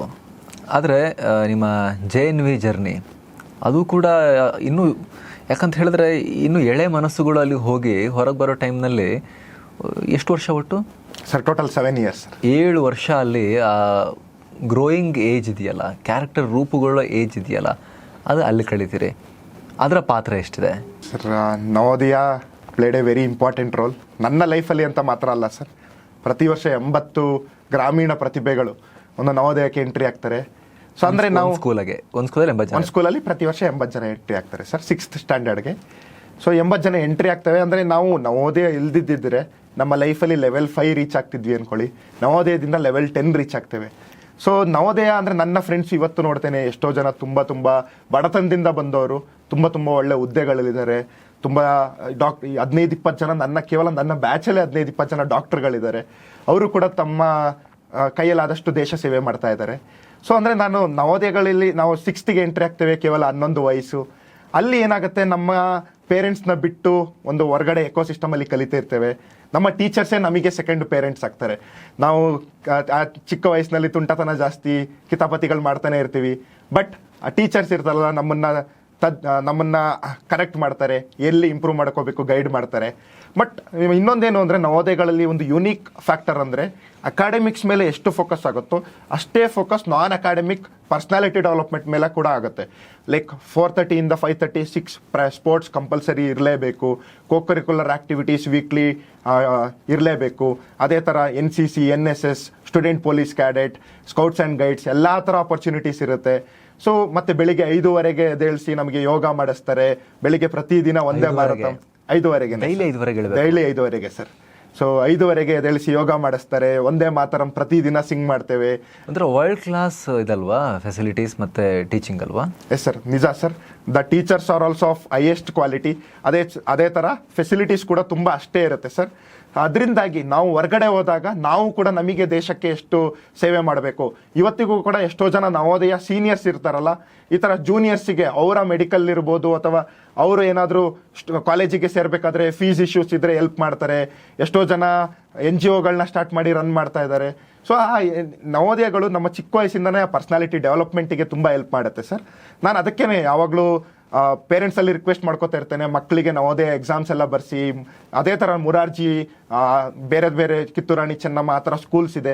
ನಾವು ಮಕ್ಕಳು ಹಾಸ್ಟೆಲಲ್ಲೇ ಒಂದು ಬೆಳೆದಾಗ ಸುತ್ತಮುತ್ತ ಲೋಕ ನೋಡ್ತಾರೆ, ಬೇರೆ ಒಂದು ಹೊಸ ಪರ್ಸ್ಪೆಕ್ಟಿವ್ಸ್ನ ಕಲಿತಾರೆ. ಸೊ ಅದ್ರ ಜೊತೆಗೆ ಇನ್ನೊಂದೇನು ಅಂದರೆ ನವೋದಯಗಳಲ್ಲಿ ಸಿಗೋಂಥ ಕ್ವಾಲಿಟಿ ಎಜುಕೇಷನ್ ಅದು ಬೇರೆ ಸ್ಟೂಡೆಂಟ್ಸಿಗೂ ಕೂಡ ಸಿಗಬೇಕು ಅನ್ನೋದು ನನ್ನ ಒಂದು ಆಸೆ. ಯಾಕೆಂದರೆ ಕೇವಲ 80 ಜನ ಅಲ್ಲ, ಒಂದು ಡಿಸ್ಟಿಕಲ್ಲಿ ಮಿನಿಮಮ್ 10,000-20,000 ಜನ ಸ್ಟೂಡೆಂಟ್ಸ್ ಟ್ಯಾಲೆಂಟೆಡ್ ಇರ್ತಾರೆ. ನಾವು ಅಂಥವರಿಗೆ ಯಾವಾಗ ನವೋದಯ ಕ್ವಾಲಿಟಿ ಎಜುಕೇಷನನ್ನು ನಾವು ಪ್ರೊವೈಡ್ ಮಾಡ್ತೇವೋ ಆವಾಗ ಮಾತ್ರ ಒಂದು ದೇಶದ್ದು ಲೈಕ್ ಒಂದು ವಿಕಸಿತ ಭಾರತ ಡ್ರೀಮ್ ಇದೆಯಲ್ಲ ಅದನ್ನು ಅಚೀವ್ ಮಾಡೋದಕ್ಕೆ ಸಾಧ್ಯ. ಸೊ ಈ ಥರ ಒಂದು ಎಜುಕೇಷನ್ ಬೇರೆ ಸ್ಟೂಡೆಂಟ್ಸಿಗೂ ಕೂಡ ಸಿಗಲಿ ಅನ್ನೋದನ್ನೊಂದು ನನ್ನ ಆಶಯ, ಒಂದು ನಮ್ಮ ನವೋದಯ ಕಮ್ಯುನಿಟಿ ಆಶಯ. ನಾನು ಓವರ್ ಆಲ್ ನನಗೆ ಒಂದು ನವೋದಯ ಸಿಕ್ಕಿದ್ದೇ ಬ್ಲೆಸ್ಸಿಂಗ್. ಅದಕ್ಕೆ ಯಾವತ್ತೂ ಗ್ರೇಟ್ಫುಲ್ ಇದ್ದೇನೆ, ಚಿರಋಣಿ ಇದ್ದೇನೆ. ನನ್ನ ಟೀಚರ್ಸಿಗಿರ್ಬೋದು, ನನ್ನ ಫ್ರೆಂಡ್ಸಿಗಿರ್ಬೋದು, ಎಲ್ಲರಿಗೂ ನಾನು ಆ ವಿಷಯದಲ್ಲಿ ತುಂಬ ಗ್ರೇಟ್ಫುಲ್ ಇದ್ದೇನೆ ಸರ್. ಅದು ಬೇರೆ ಸ್ಟೇಟ್ಸ್ಗೆಲ್ಲ ಕಳಿಸ್ತಾರಲ್ವಾ ಎಕ್ಸ್ಚೇಂಜಲ್ಲಿ? ನಿಮಗೆ ಎಲ್ಲಿ ಯಾವ ಸ್ಟೇಟಿಗೆ ಕಳಿಸಿದ್ರು ಸರ್?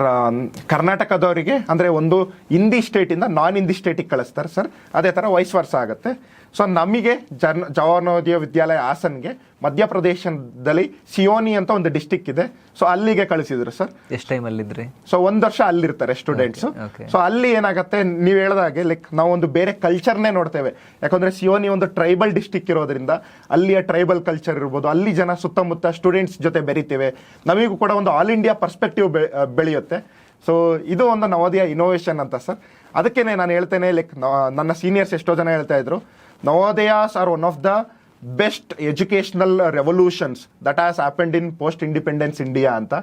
ಲಾಸ್ಟ್ 70 ಇಯರ್ಸ್ ತೊಗೊಂಡ್ರೆ 1986 ನವೋದಯ ಸ್ಟಾರ್ಟ್ ಆಗಿರೋದು.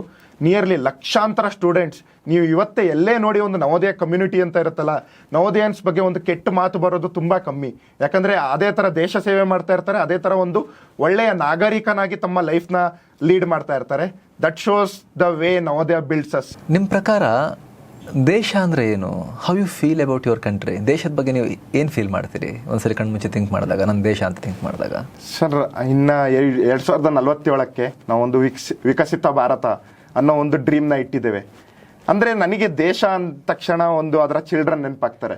ಯಾಕೆಂದರೆ it is easier to build stronger children than to repair the broken men ಅಂತಾರೆ. ದಟ್ ಈಸ್ ಒಬ್ಬ ಚಿಕ್ಕ ವ್ಯಕ್ತಿ ಅಂದರೆ ಇವತ್ತಿಗೆ 5 ವಯಸ್ಸಲ್ಲಿರೋರು ಇನ್ನು 2047 ಆದಾಗ ಅವರು 20-25 ವಯಸ್ಸಿಗೆ ಬಂದಿರ್ತಾರೆ. They are the youth, they are the future of our country. So ನನಗೆ ದೇಶ ಅಂದ ತಕ್ಷಣ when we empower our children, ನಾವು ನಮ್ಮ ಚಿಲ್ಡ್ರನ್ನಿಗೆ ಒಂದು ಎಜುಕೇಷನ್ ಭಾಗ್ಯನ ಕೊಟ್ಟಾಗ ಸೊ ಅವರು ಮುಂದೆ ದೇಶ ಬಿಲ್ಡ್ ಮಾಡ್ತಾರೆ. ಸೊ ಅವರು ಇನ್ನೂ 100 ಜನಕ್ಕೆ ಹೆಲ್ಪ್ ಮಾಡ್ತಾರೆ. ಅದೇ ಥರ ದೇಶ ಬಿಲ್ಡ್ ಆಗ್ತಾ ಹೋಗುತ್ತೆ ಸರ್. ಇವತ್ತಿಗೂ ಕೂಡ ನನಗೆ 2 ಸ್ಟೋರೀಸ್ ನೆನಪಿದ್ದಾವೆ. ಸಿಂಗಾಪುರಲ್ಲಿ ಲೀ ಕುವಾನ್ ಯು ಅಂತ ಇದ್ರು. ಅವರು ಏನಂತ ಹೇಳ್ತಾರೆ ಅಂದರೆ, ಇವತ್ತು ನಾವು ಎಷ್ಟು ಕಷ್ಟಪಡ್ತೇವೋ, ನಾವು ಎಷ್ಟು ಸ್ಯಾಕ್ರಿಫೈಸ್ ಮಾಡ್ತೇವೋ, ನಮ್ಮ ಮಕ್ಕಳು ಅಷ್ಟು ಚೆನ್ನಾಗಿರ್ತಾರೆ. ಸೊ ಅವರು ನಮ್ಮ ದೇಶನ ಬಿಲ್ಡ್ ಮಾಡ್ತಾರೆ ಅಂತ. ಒಂದು ಸಿಂಗಾಪುರ್ ಇವತ್ತು ಒಂದು ದೊಡ್ಡ ದೇಶವಾಗಿ ನಿಂತಿದೆ ಅಂದರೆ ಆ ಮಕ್ಕಳಿಂದನೇ ಸಾಧ್ಯ. ಅದೇ ಥರ ಲೈಕ್ ಇವನ್ ರವಾಂಡದಲ್ಲೂ ಕೂಡ ಎಜುಕೇಷನ್ನಿಂದ ಒಂದು ಆಫ್ರಿಕಾದಲ್ಲಿ ಒಂದು ಡೆವಲಪ್ಡ್ ನೇಷನ್ ಆಗಿ ಬರಬೇಕು ಅಂದರೆ ಆ ಎಜುಕೇಷನಿಂದನೇ ಪಾಸಿಬಿಲಿಟಿ ಸರ್. ನನ್ನ ಕೇಸಲ್ಲಿ ನಾನು ತುಂಬ ಬುಕ್ಸ್ ಓದ್ತೇನೆ, ಸೊ ತುಂಬ ಮೂವೀಸ್ ನೋಡ್ತೇನೆ. ಸೊ ಈ ಥರ ಎಕ್ಸಾಂಪಲ್ಸ್ ಬರುತ್ತೆ. ಸೊ ಈ ಥರ ನನಗೆ ಏನು ಅಂದರೆ, ಒಂದು ದೇಶ ಅಂತ ನೋಡಿದಾಗ, ಎಸ್ಪೆಷಲಿ ಭಾರತ ಅಂತ ನೋಡಿದಾಗ, especially considering that 60% of our population is below the age of 25. So ಏನಾಗುತ್ತೆ, ನಾವು ಒಂದು ಆ ಪವರ್ ಕೊಟ್ಟಾಗ, education power, it is the nation of tomorrow sir. ನಿಜ.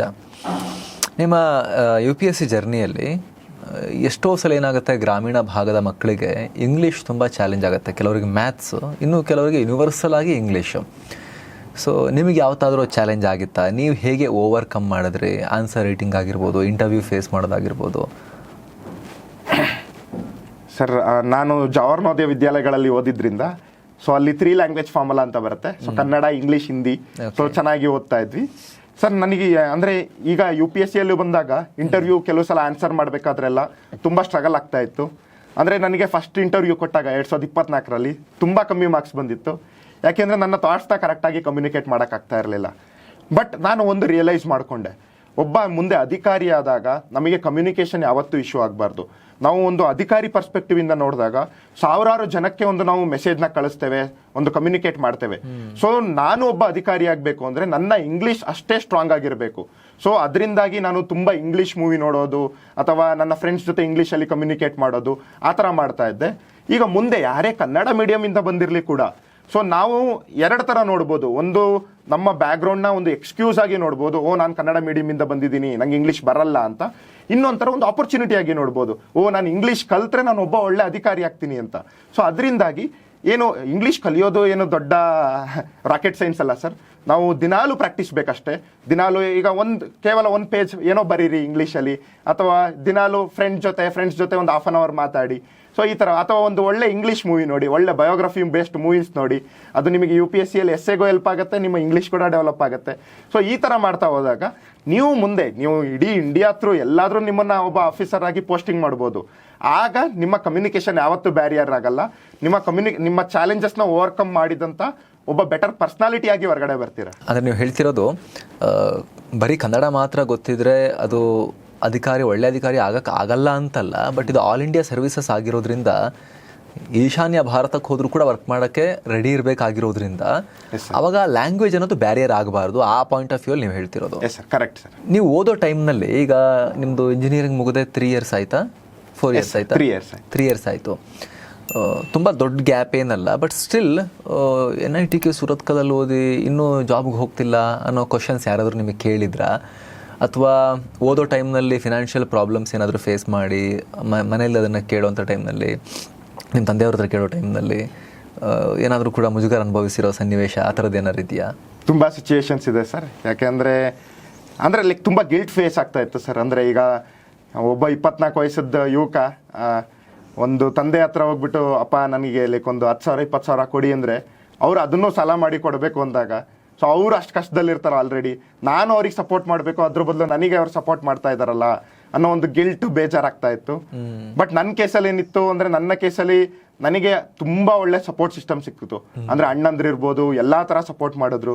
ನನ್ನ ರೂಮ್ ರೆಂಟ್ ಇರಲಿ, ಲೈಬ್ರರಿ ರೆಂಟ್ ಇರಲಿ, ನಾನು ಈವನ್ ಡೆಲ್ಲಿ ಇಂಟರ್ವ್ಯೂಗೆ ಹೋಗ್ಬೇಕಾದ್ರೆ ನನ್ನ ಫ್ಲೈಟ್ ಚಾರ್ಜಸ್ ಇರಲಿ, ಅಥವಾ ನಾನು ಈವನ್ ಇಂಟರ್ವ್ಯೂಗೆ ಹಾಕೊಂಡೋದ ಒಂದು ಸೂಟು ಬ್ಲೇಸರ್ ಇರಲಿ, ಅದೆಲ್ಲವೂ ಕೂಡ ನನಗೆ ಲೈಕ್ ನನ್ನ ಅಣ್ಣಂದ್ರು ಸಪೋರ್ಟ್ ಮಾಡಿದ್ರು. ಸೊ ಅಂದರೆ ನನಗೆ ಲೈಕ್ ಅದಕ್ಕೆ ಆ ಗ್ರೇಟ್ಫುಲ್ನೆಸ್ ತುಂಬ ಇದೆ ಸರ್. ಸೊ ಅದಾದಮೇಲೆ ಈವನ್ NITKಯಲ್ಲಿ ಜಾಬ್ ಬಿಟ್ಟಾಗ ಕೂಡ ಅಂದರೆ ನಮ್ಮ ತಂದೆಯವರು ಅಂದರೆ ಇವತ್ತು ಹೇಳ್ತಾ ಇದ್ರು, ನೀನು ಆ ಥರ ಬಿಟ್ಟಾಗ ತುಂಬ ಭಯ ಆಯಿತು. ಯಾಕಂದರೆ ಈಗ ನೀನು UPSC ಹೇಳ್ತೀಯ ಅಷ್ಟು ಟಫ್ ಇದೆ ಅಂತ, ಕ್ಲಿಯರ್ ಮಾಡಲಿಲ್ಲ ಅಂದರೆ ಮುಂದೆ ಒಂದಿನ ಫೈಲ್ ಇಟ್ಕೊಂಡು ಕಂಪ್ನಿಯಿಂದ ಕಂಪ್ನಿಗೆ ಓಡಾಡಬೇಕಾಗತ್ತೆ. ಆ ಥರ ಆದಾಗ ಲೈಕ್ ಈಗ ನಾವು ಇಷ್ಟು ಕಷ್ಟದಲ್ಲಿರೋದು, ಇನ್ನೂ ಮುಂದೆ ಅಷ್ಟು ಕಷ್ಟಪಡಬೇಕಾ ಅನ್ನೋ ಭಯ ಇತ್ತು. ಆದರೆ ನೀನು ಅಚೀವ್ ಮಾಡ್ದಲ್ಲ, ಅದರಿಂದ ನಮಗೆ ಒಂದು ಸಮಾಧಾನ ಇದೆ, ಪ್ರೌಡ್ ಫೀಲಿಂಗ್ ಇದೆ. ಸೊ ಆ ಥರ ಹೇಳಿದಾಗ ಅಂದರೆ ನನಗೇನಿತ್ತು ಆ ಫೈನಾನ್ಷಿಯಲ್ ಅಂದರೆ ನನಗೆ ಒಂದು ಕೋಟಲ್ಲಿ ತುಂಬ ಬಿಲೀವ್ ಮಾಡ್ತೇನೆ sir. That is if you want something bad enough, the universe will align itself to make it happen.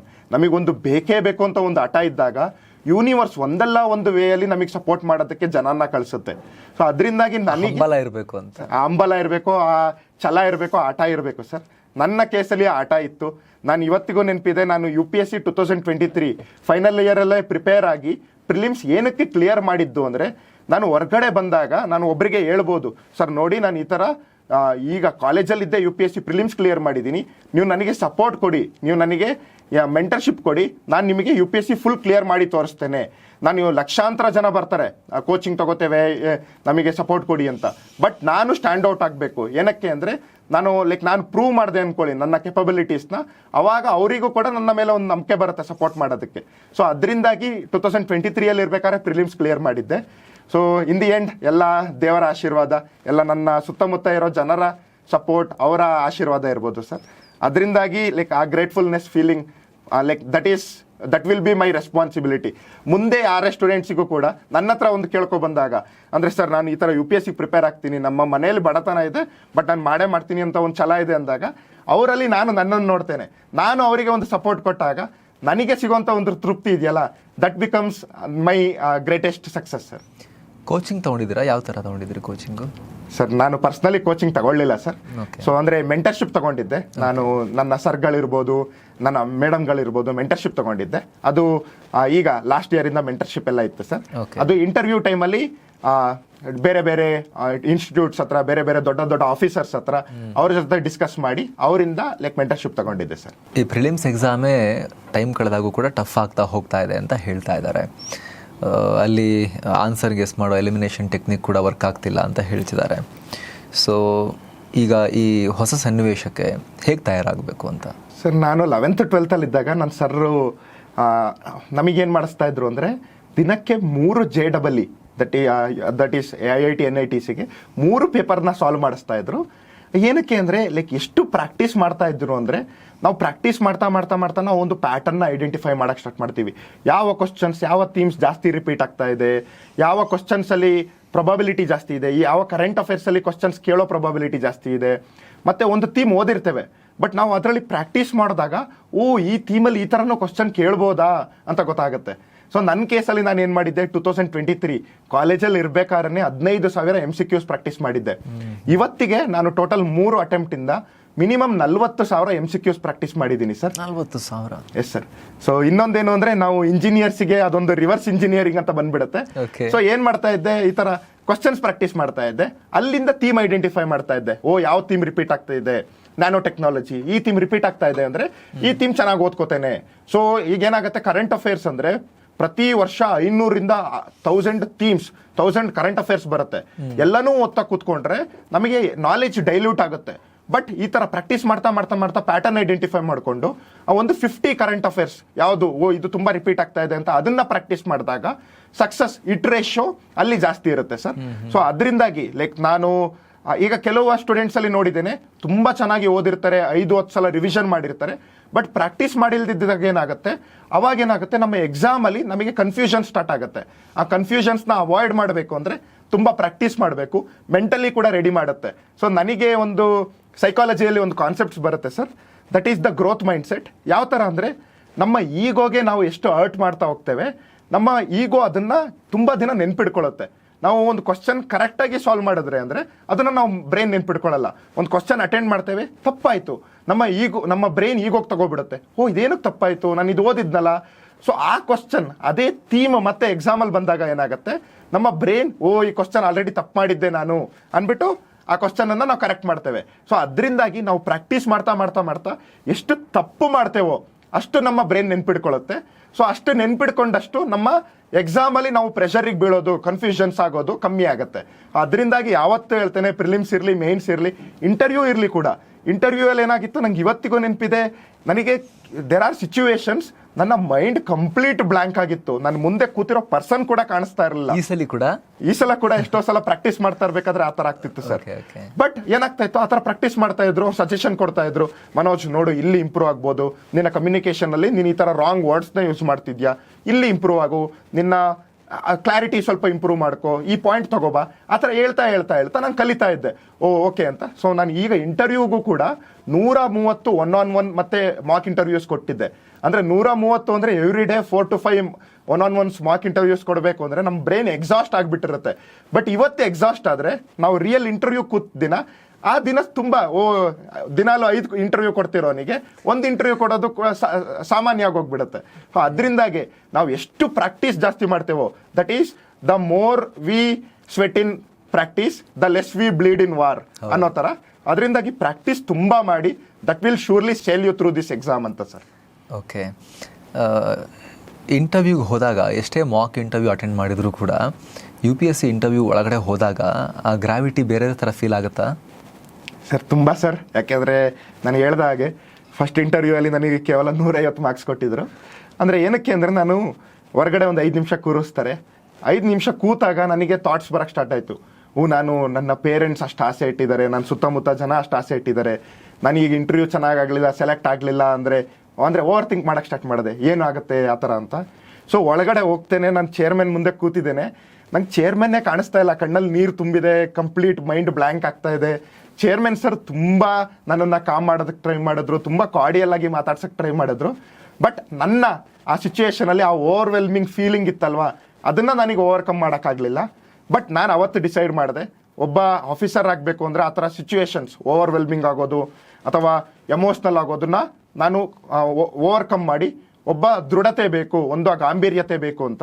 So ಅದರಿಂದಾಗಿ ಏನು ಮಾಡಿದೆ, ಈ ಥರ 130 ಪ್ರಾಕ್ಟೀಸ್ ಕೊಟ್ಟೆ ಸರ್.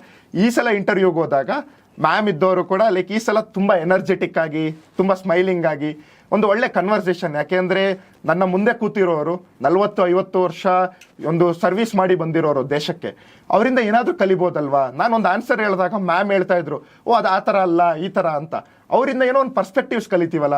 ಒಂದು ಇಂಟರ್ವ್ಯೂ ಅಂತ ನೋಡೋ ಬದಲು ನಾನು ಅದನ್ನು ನನ್ನ ಪರ್ಸ್ನಾಲಿಟಿ ಹೇಗೆ ಇಂಪ್ರೂವ್ ಮಾಡ್ಕೋಬೋದು. ಯಾಕೆಂದರೆ ಒಂದು UPSC ಇಂಟರ್ವ್ಯೂಲ್ಲಿ ಕೂರೋದಕ್ಕೆ ಪ್ರತಿ ವರ್ಷ ಕೇವಲ 2700 ಜನಕ್ಕೆ ಒಂದು ಆಪರ್ಚುನಿಟಿ ಸಿಗುತ್ತೆ. ಸೊ ನಾನು ಕೂಡ 2700 ಜನರಲ್ಲಿ ಒಬ್ಬ ಆಗಿದ್ದೀನಿ ಅಂದರೆ for me that is A blessing. ನಾನು ಈ ಸಲ ಮಾಡಲಿಲ್ಲ ಅಂದರೂ ಪರವಾಗಿಲ್ಲ, ಮುಂದಿನ ಸಲ ಬಂದಾಗ ಆ ಇಂಟರ್ವ್ಯೂ ಎಕ್ಸ್ಪೀರಿಯನ್ಸಿಂದ ಏನಾದರೂ ಕಲ್ತಿರ್ತೀನಲ್ವಾ, ಅದರಿಂದ ಇನ್ನೂ ಇಂಪ್ರೂವ್ ಆಗ್ತೇನೆ ಅಂತ. May be that positive mind set ನಾನು ಆ ಒಂದು ವರ್ಷದಲ್ಲಿ ಕಲ್ತಿದ್ದು, ಅದು ಈ ಸಲ ಒಂದು ಇಂಟರ್ವ್ಯೂಯಲ್ಲಿ ತುಂಬ ಒಳ್ಳೆ ಸ್ಕೋರ್ ಬಂತು ಸರ್. ನಾನು ಅದನ್ನೇ ಹೇಳ್ತಾ ಇರ್ತೇನೆ, ಮೇನ್ಸ್ ನನಗೆ ಒಂದು ಲಿಸ್ಟಲ್ಲಿ ಇಡ್ತು, ಬಟ್ ನನ್ನನ್ನು ಒಬ್ಬ IPS ಅಧಿಕಾರಿ ಮಾಡಿದ್ದು ನನ್ನ ಇಂಟರ್ವ್ಯೂ ಸ್ಕೋರೇ. ಸೊ ಅದಕ್ಕೆ ಅವತ್ತು ಚಿರಋಣಿ ಸರ್.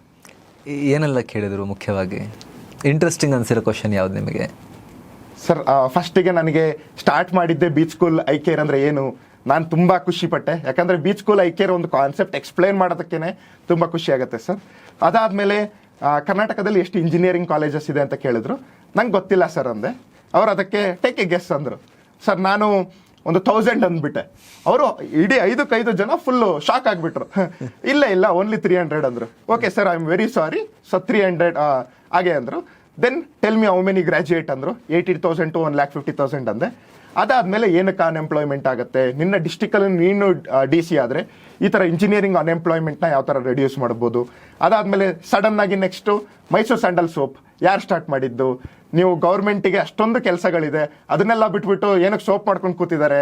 ಸೊ ಈ ಥರ ಲೈಕ್ ಫನ್ನಿ ವೇಲಿ ಕೇಳಿದ್ರು. ದೆನ್ ಲೈಕ್ ಮೈಸೂರು ಸ್ಯಾಂಡಲ್ ಸೋಪ್ನ ಪ್ರೈವೇಟೈಸ್ ಮಾಡಬೇಕಾ ಅದೆಲ್ಲ ಕೇಳಿದ್ರು.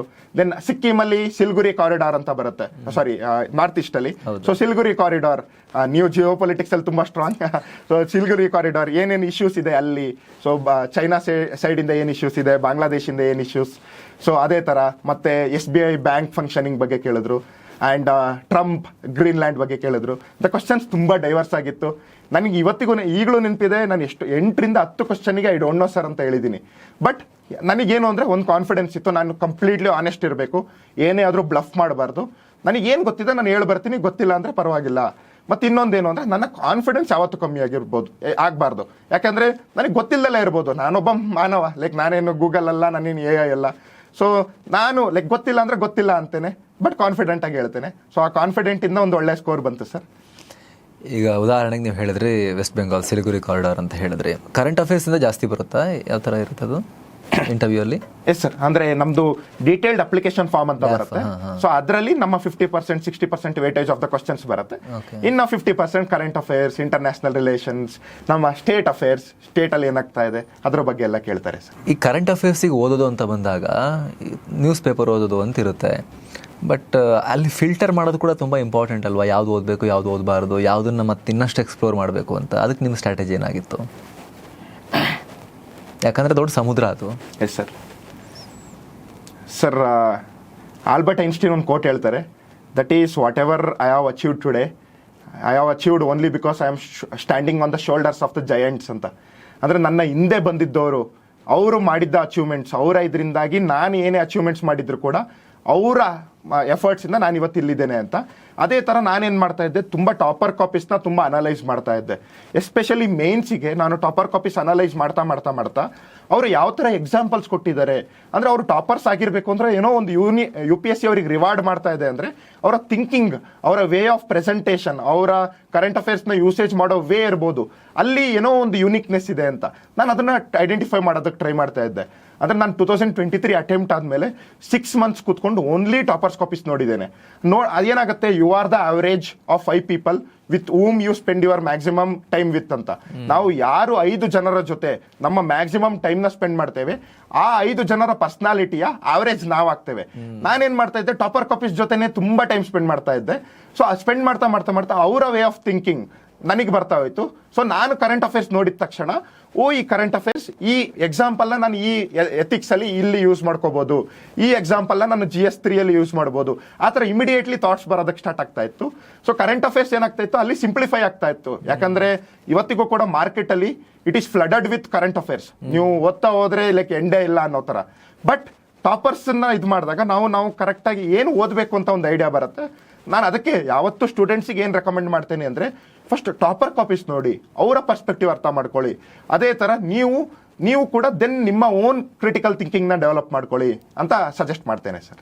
ಓಕೆ, ಈಗ ಹೊಸದಾಗಿ ತಯಾರಿಯನ್ನು ಶುರು ಮಾಡೋರು ಮೊದಲು ಸಿಲೆಬಸ್ ಮುಗಿಸ್ತೀನಿ, ಆಮೇಲೆ ಆನ್ಸರ್ ಬರಿತೀನಿ ಅಂತ ಅಂದ್ಕೊಂಡಿರ್ತಾರೆ. ಬಟ್ ನೀವೇನು ಹೇಳ್ತೀರಿ, ಆನ್ಸರ್ ರೈಟಿಂಗ್ ಪ್ರಾಕ್ಟೀಸ್ ಯಾವಾಗ ಶುರು ಮಾಡಬೇಕು?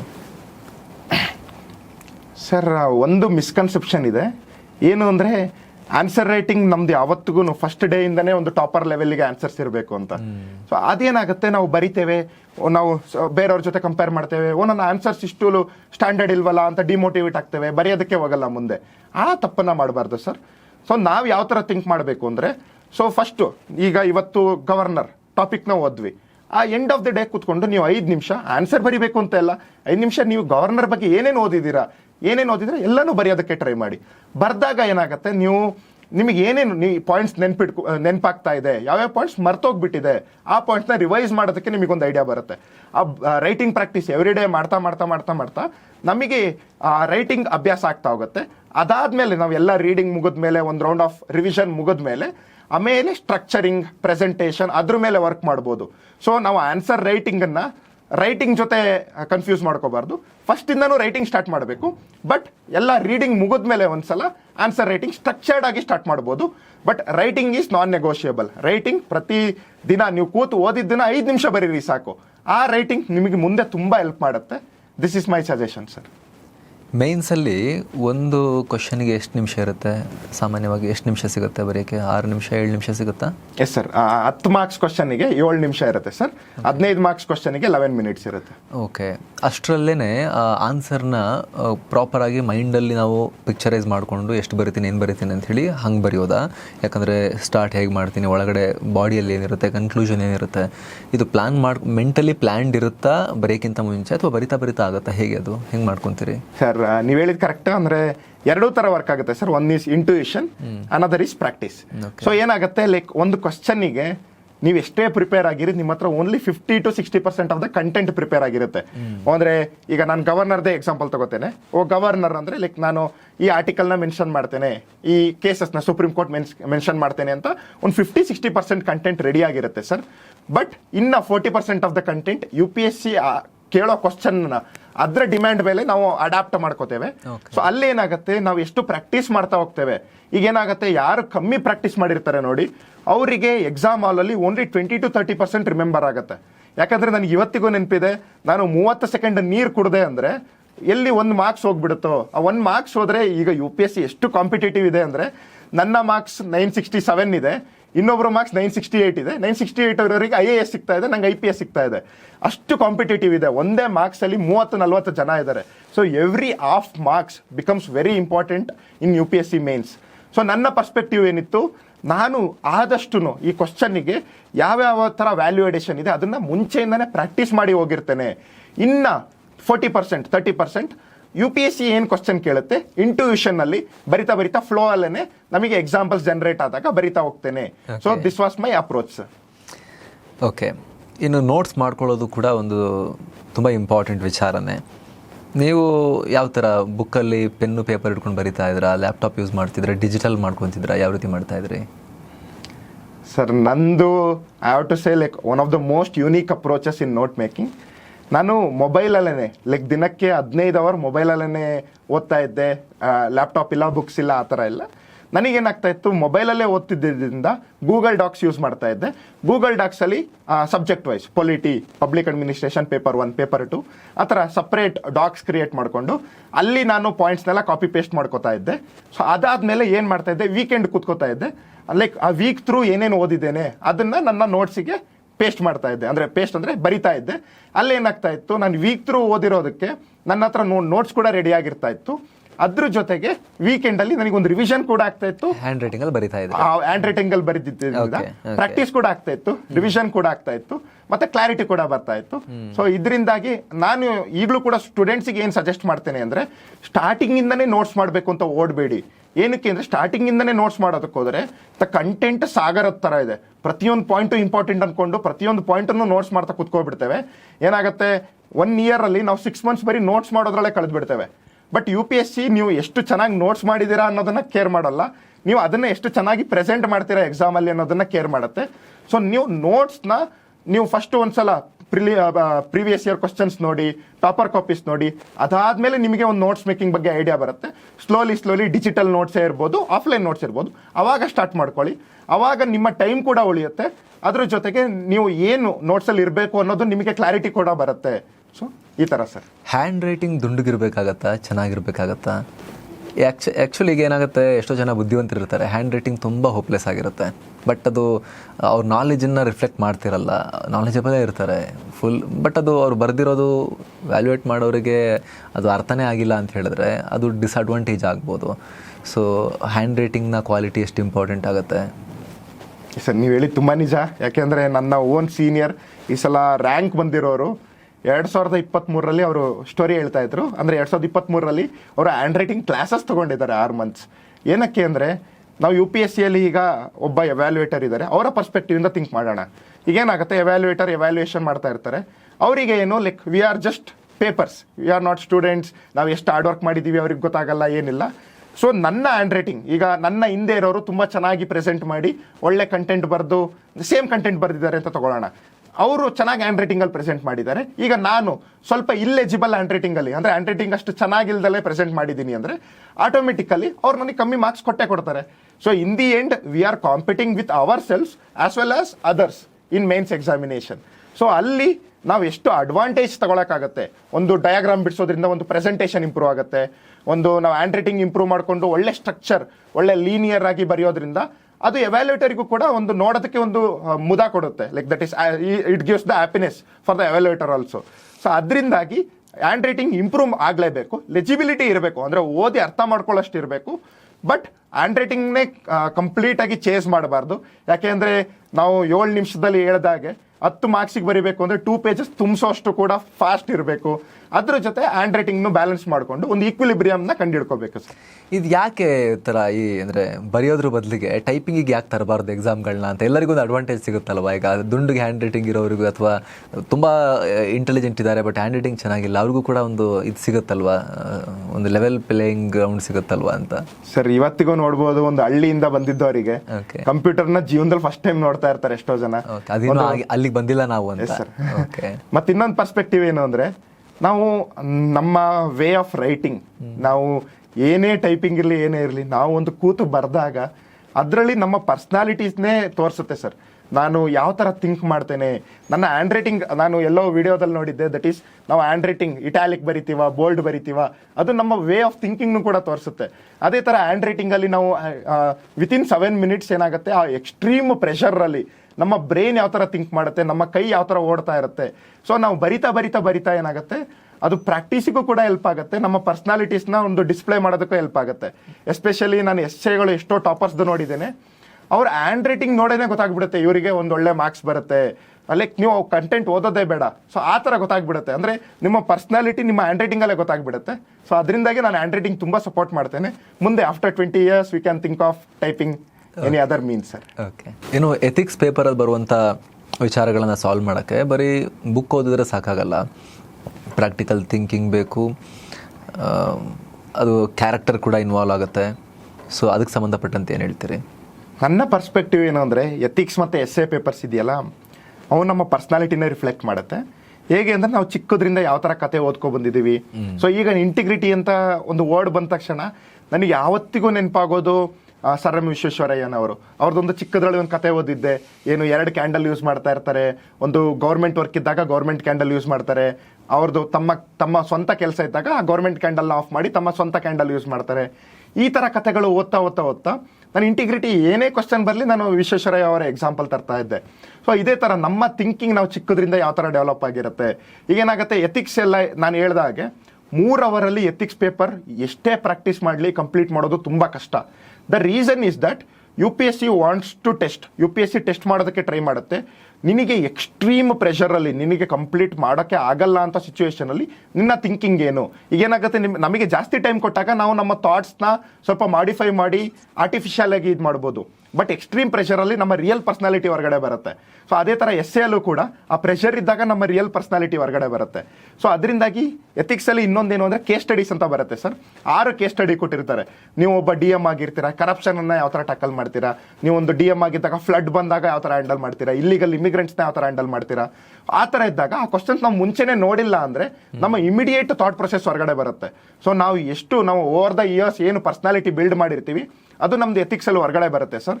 ಸೊ ಅದರಿಂದಾಗಿ ನಾನು ಈವನ್ ಚಿಕ್ಕ ವಯಸ್ಸಿಂದನೇ, ಯಾರು ಈಗ ಮಕ್ಕಳು ಎಷ್ಟೋ ಜನ ನೋಡ್ತಾ ಇರ್ತಾರೆ, ಅವ್ರಿಗೆ ಏನು ಸಜೆಸ್ಟ್ ಮಾಡ್ತೇನೆ, ದಯವಿಟ್ಟು ನಾನ್ ಅಕಾಡೆಮಿಕ್ಸ್ ಬುಕ್ಸ್ನು ಕೂಡ ತುಂಬ ಓದಿ. ಪಂಚತಂತ್ರ ಬುಕ್ಸ್ ಓದಿ, ಮಹಾಭಾರತ ಓದಿ, ರಾಮಾಯಣ ಓದಿ. ಇವತ್ತಿಗೂ ಕೂಡ ನಾನು ಇಂಟಿಗ್ರಿಟಿ ಅಂದ ತಕ್ಷಣ ನನಗೆ ಭರತ ನೆನಪಾಗ್ತಾನೆ ರಾಮಾಯಣದಿಂದ. ಅಂದರೆ ತಾನು ರಾಜ ಆಗಿ ಮೆರಿಬೋದಿತ್ತು, ಬಟ್ ಅಣ್ಣನಿಗೋಸ್ಕರ, ಅಂದರೆ ಅಣ್ಣನಿಗೆ ಅದು ಆ ಸಿಂಹಾಸನ ಸೇರಬೇಕು ಅಂತ ತಾನು ಸಿಂಹಾಸನದ ಮೇಲೆ ಕೂರ್ದಲೆ ಅಣ್ಣನ ಪಾದುಕೆನೆ, ಶ್ರೀರಾಮನ ಪಾದುಕೆಯನ್ನ ಸಿಂಹಾಸನದ ಮೇಲೆ ಇಡ್ತಾನೆ. That is integrity. ಸೊ ನನಗೆ ಈ ಕಥೆಗಳು ಏನಕ್ಕೆ ನೆನಪಾಗ್ತಾ ಇದೆ, ನಾವು ಚಿಕ್ಕದ್ರಿಂದನೇ ಓದ್ಕೊ ಬಂದಿದ್ವಿ. ಆದ್ರಿಂದ ದಯವಿಟ್ಟು ಚಿಕ್ಕದ್ರಿಂದನೇ ಆ personality development through books try ಮಾಡಿ, ಅದು ತುಂಬ ಹೆಲ್ಪ್ ಆಗುತ್ತೆ. ಒಬ್ಬ UPSC ಅಧಿಕಾರಿ ಆಗಿ ಬಿಡಿ, ಬಟ್ ಆ ಬುಕ್ಸ್ ಇರುತ್ತಲ್ಲ, ನಮ್ಮ ಲೈಫಲ್ಲಿ ಒಬ್ಬ ಬೆಟರ್ ಸಿಟಿಸನ್ ಆಗೋದಕ್ಕೆ ಹೆಲ್ಪ್ ಮಾಡುತ್ತೆ. That is my perspectives. ಜೊತೆಗೆ ಇಂಟರ್ವ್ಯೂನಲ್ಲಿ ಏನಾದರೂ ಕಾಂಟ್ರವರ್ಷಿಯಲ್ ಕ್ವಶನ್ಸನ್ನು ಕೇಳಿದಾಗ ಆವಾಗ ಹೇಗೆ ಆನ್ಸರ್ ಮಾಡಬೇಕು, ನ್ಯೂಟ್ರಲ್ ಆನ್ಸರ್ ಮಾಡೋಕ್ಕೆ ಟ್ರೈ ಮಾಡಬೇಕಾ, ಅಥವಾ ಇರೋದನ್ನಿದ್ದಂಗೆ ನೇರವಾಗಿ ಹೇಳಬೇಕಾ, ಅಥವಾ ನಿಮಗೆ ಏನು ಅನಿಸುತ್ತೆ ಅದನ್ನು ಹೇಳಬೇಕಾ, ಅಥವಾ ಕ್ವಶನ್ ಕೇಳ್ತಿರೋರ ಮೈಂಡ್ಸೆಟ್ನ ಸ್ಯಾಟಿಸ್ಫೈ ಮಾಡೋಕ್ಕೆ ಹೇಳಬೇಕಾ? ಆ ಗೊಂದಲ ತುಂಬ ಜನಕ್ಕಿರುತ್ತೆ.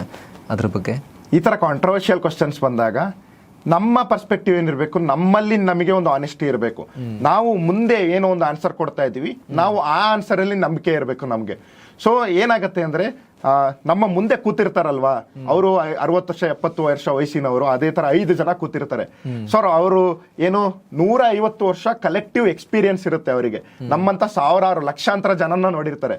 ನಾವು ಏನಾದ್ರೂ ನಮಗೆ ಆನೆಸ್ಟ್ ಇಲ್ಲ, ನಮ್ಮ ಒಂದು ಆತ್ಮಸಾಕ್ಷಿಗೆ ವಿರುದ್ಧವಾಗಿ ಅವ್ರನ್ನ ಸ್ಯಾಟಿಸ್ಫೈ ಮಾಡೋದಕ್ಕೆ ಒಂದು ಆನ್ಸರ್ ಮಾಡ್ತಾ ಇದ್ದೀವಿ ಅಂದ್ರೆ ಅವರು ತಕ್ಷಣ ಕಂಡಿಡಿದು ಬಿಡ್ತಾರೆ, ಈಸ್ ನಾಟ್ ಬೀಯಿಂಗ್ ಆನೆಸ್ಟ್ ಅಂತ. ಸೊ ಅವರು ಅದನ್ನ ಟೆಸ್ಟ್ ಮಾಡ್ತಾ ಇರ್ತಾರೆ. ಒಂದು ಕಾಂಟ್ರವರ್ಷಿಯಲ್ ಕ್ವಶನ್ ಕೇಳ್ತಾ ಇದ್ದಾರೆ ಅಂದ್ರೆ ನಮ್ಮನ್ನ ಒಂದು ಅನ್ಸೆಟಲ್ ಮಾಡಬೇಕು, ನಮ್ಮನ್ನ ಅಂಡರ್ ಕಾನ್ಫಿಡೆಂಟ್ ಮಾಡಬೇಕು ಅಂತ ಅಲ್ಲ. ಇವನ ಥಿಂಕಿಂಗ್ ಏನಿದೆ, ಇವನು ಥಿಂಕಿಂಗ್ ತಪ್ಪಿರ್ಲಿ ಪರವಾಗಿಲ್ಲ. ನಾವು ಅಂದ್ರೆ ನಾವು ಕೆಲವು ಇನ್ನೂ 23-24 ವರ್ಷದಲ್ಲಿ ನಾವು ಏನೋ ಜಗತ್ ನೋಡಿರಲ್ಲ. ಪರ್ಸ್ಪೆಕ್ಟಿವ್ ತಪ್ಪಿದ್ರು ಕೂಡ ಅವನು ನಮ್ಮ ಮುಂದೆ ಆನೆಸ್ಟ್ ಆಗಿ ಹೇಳ್ತಾ ಇದ್ದಾನ.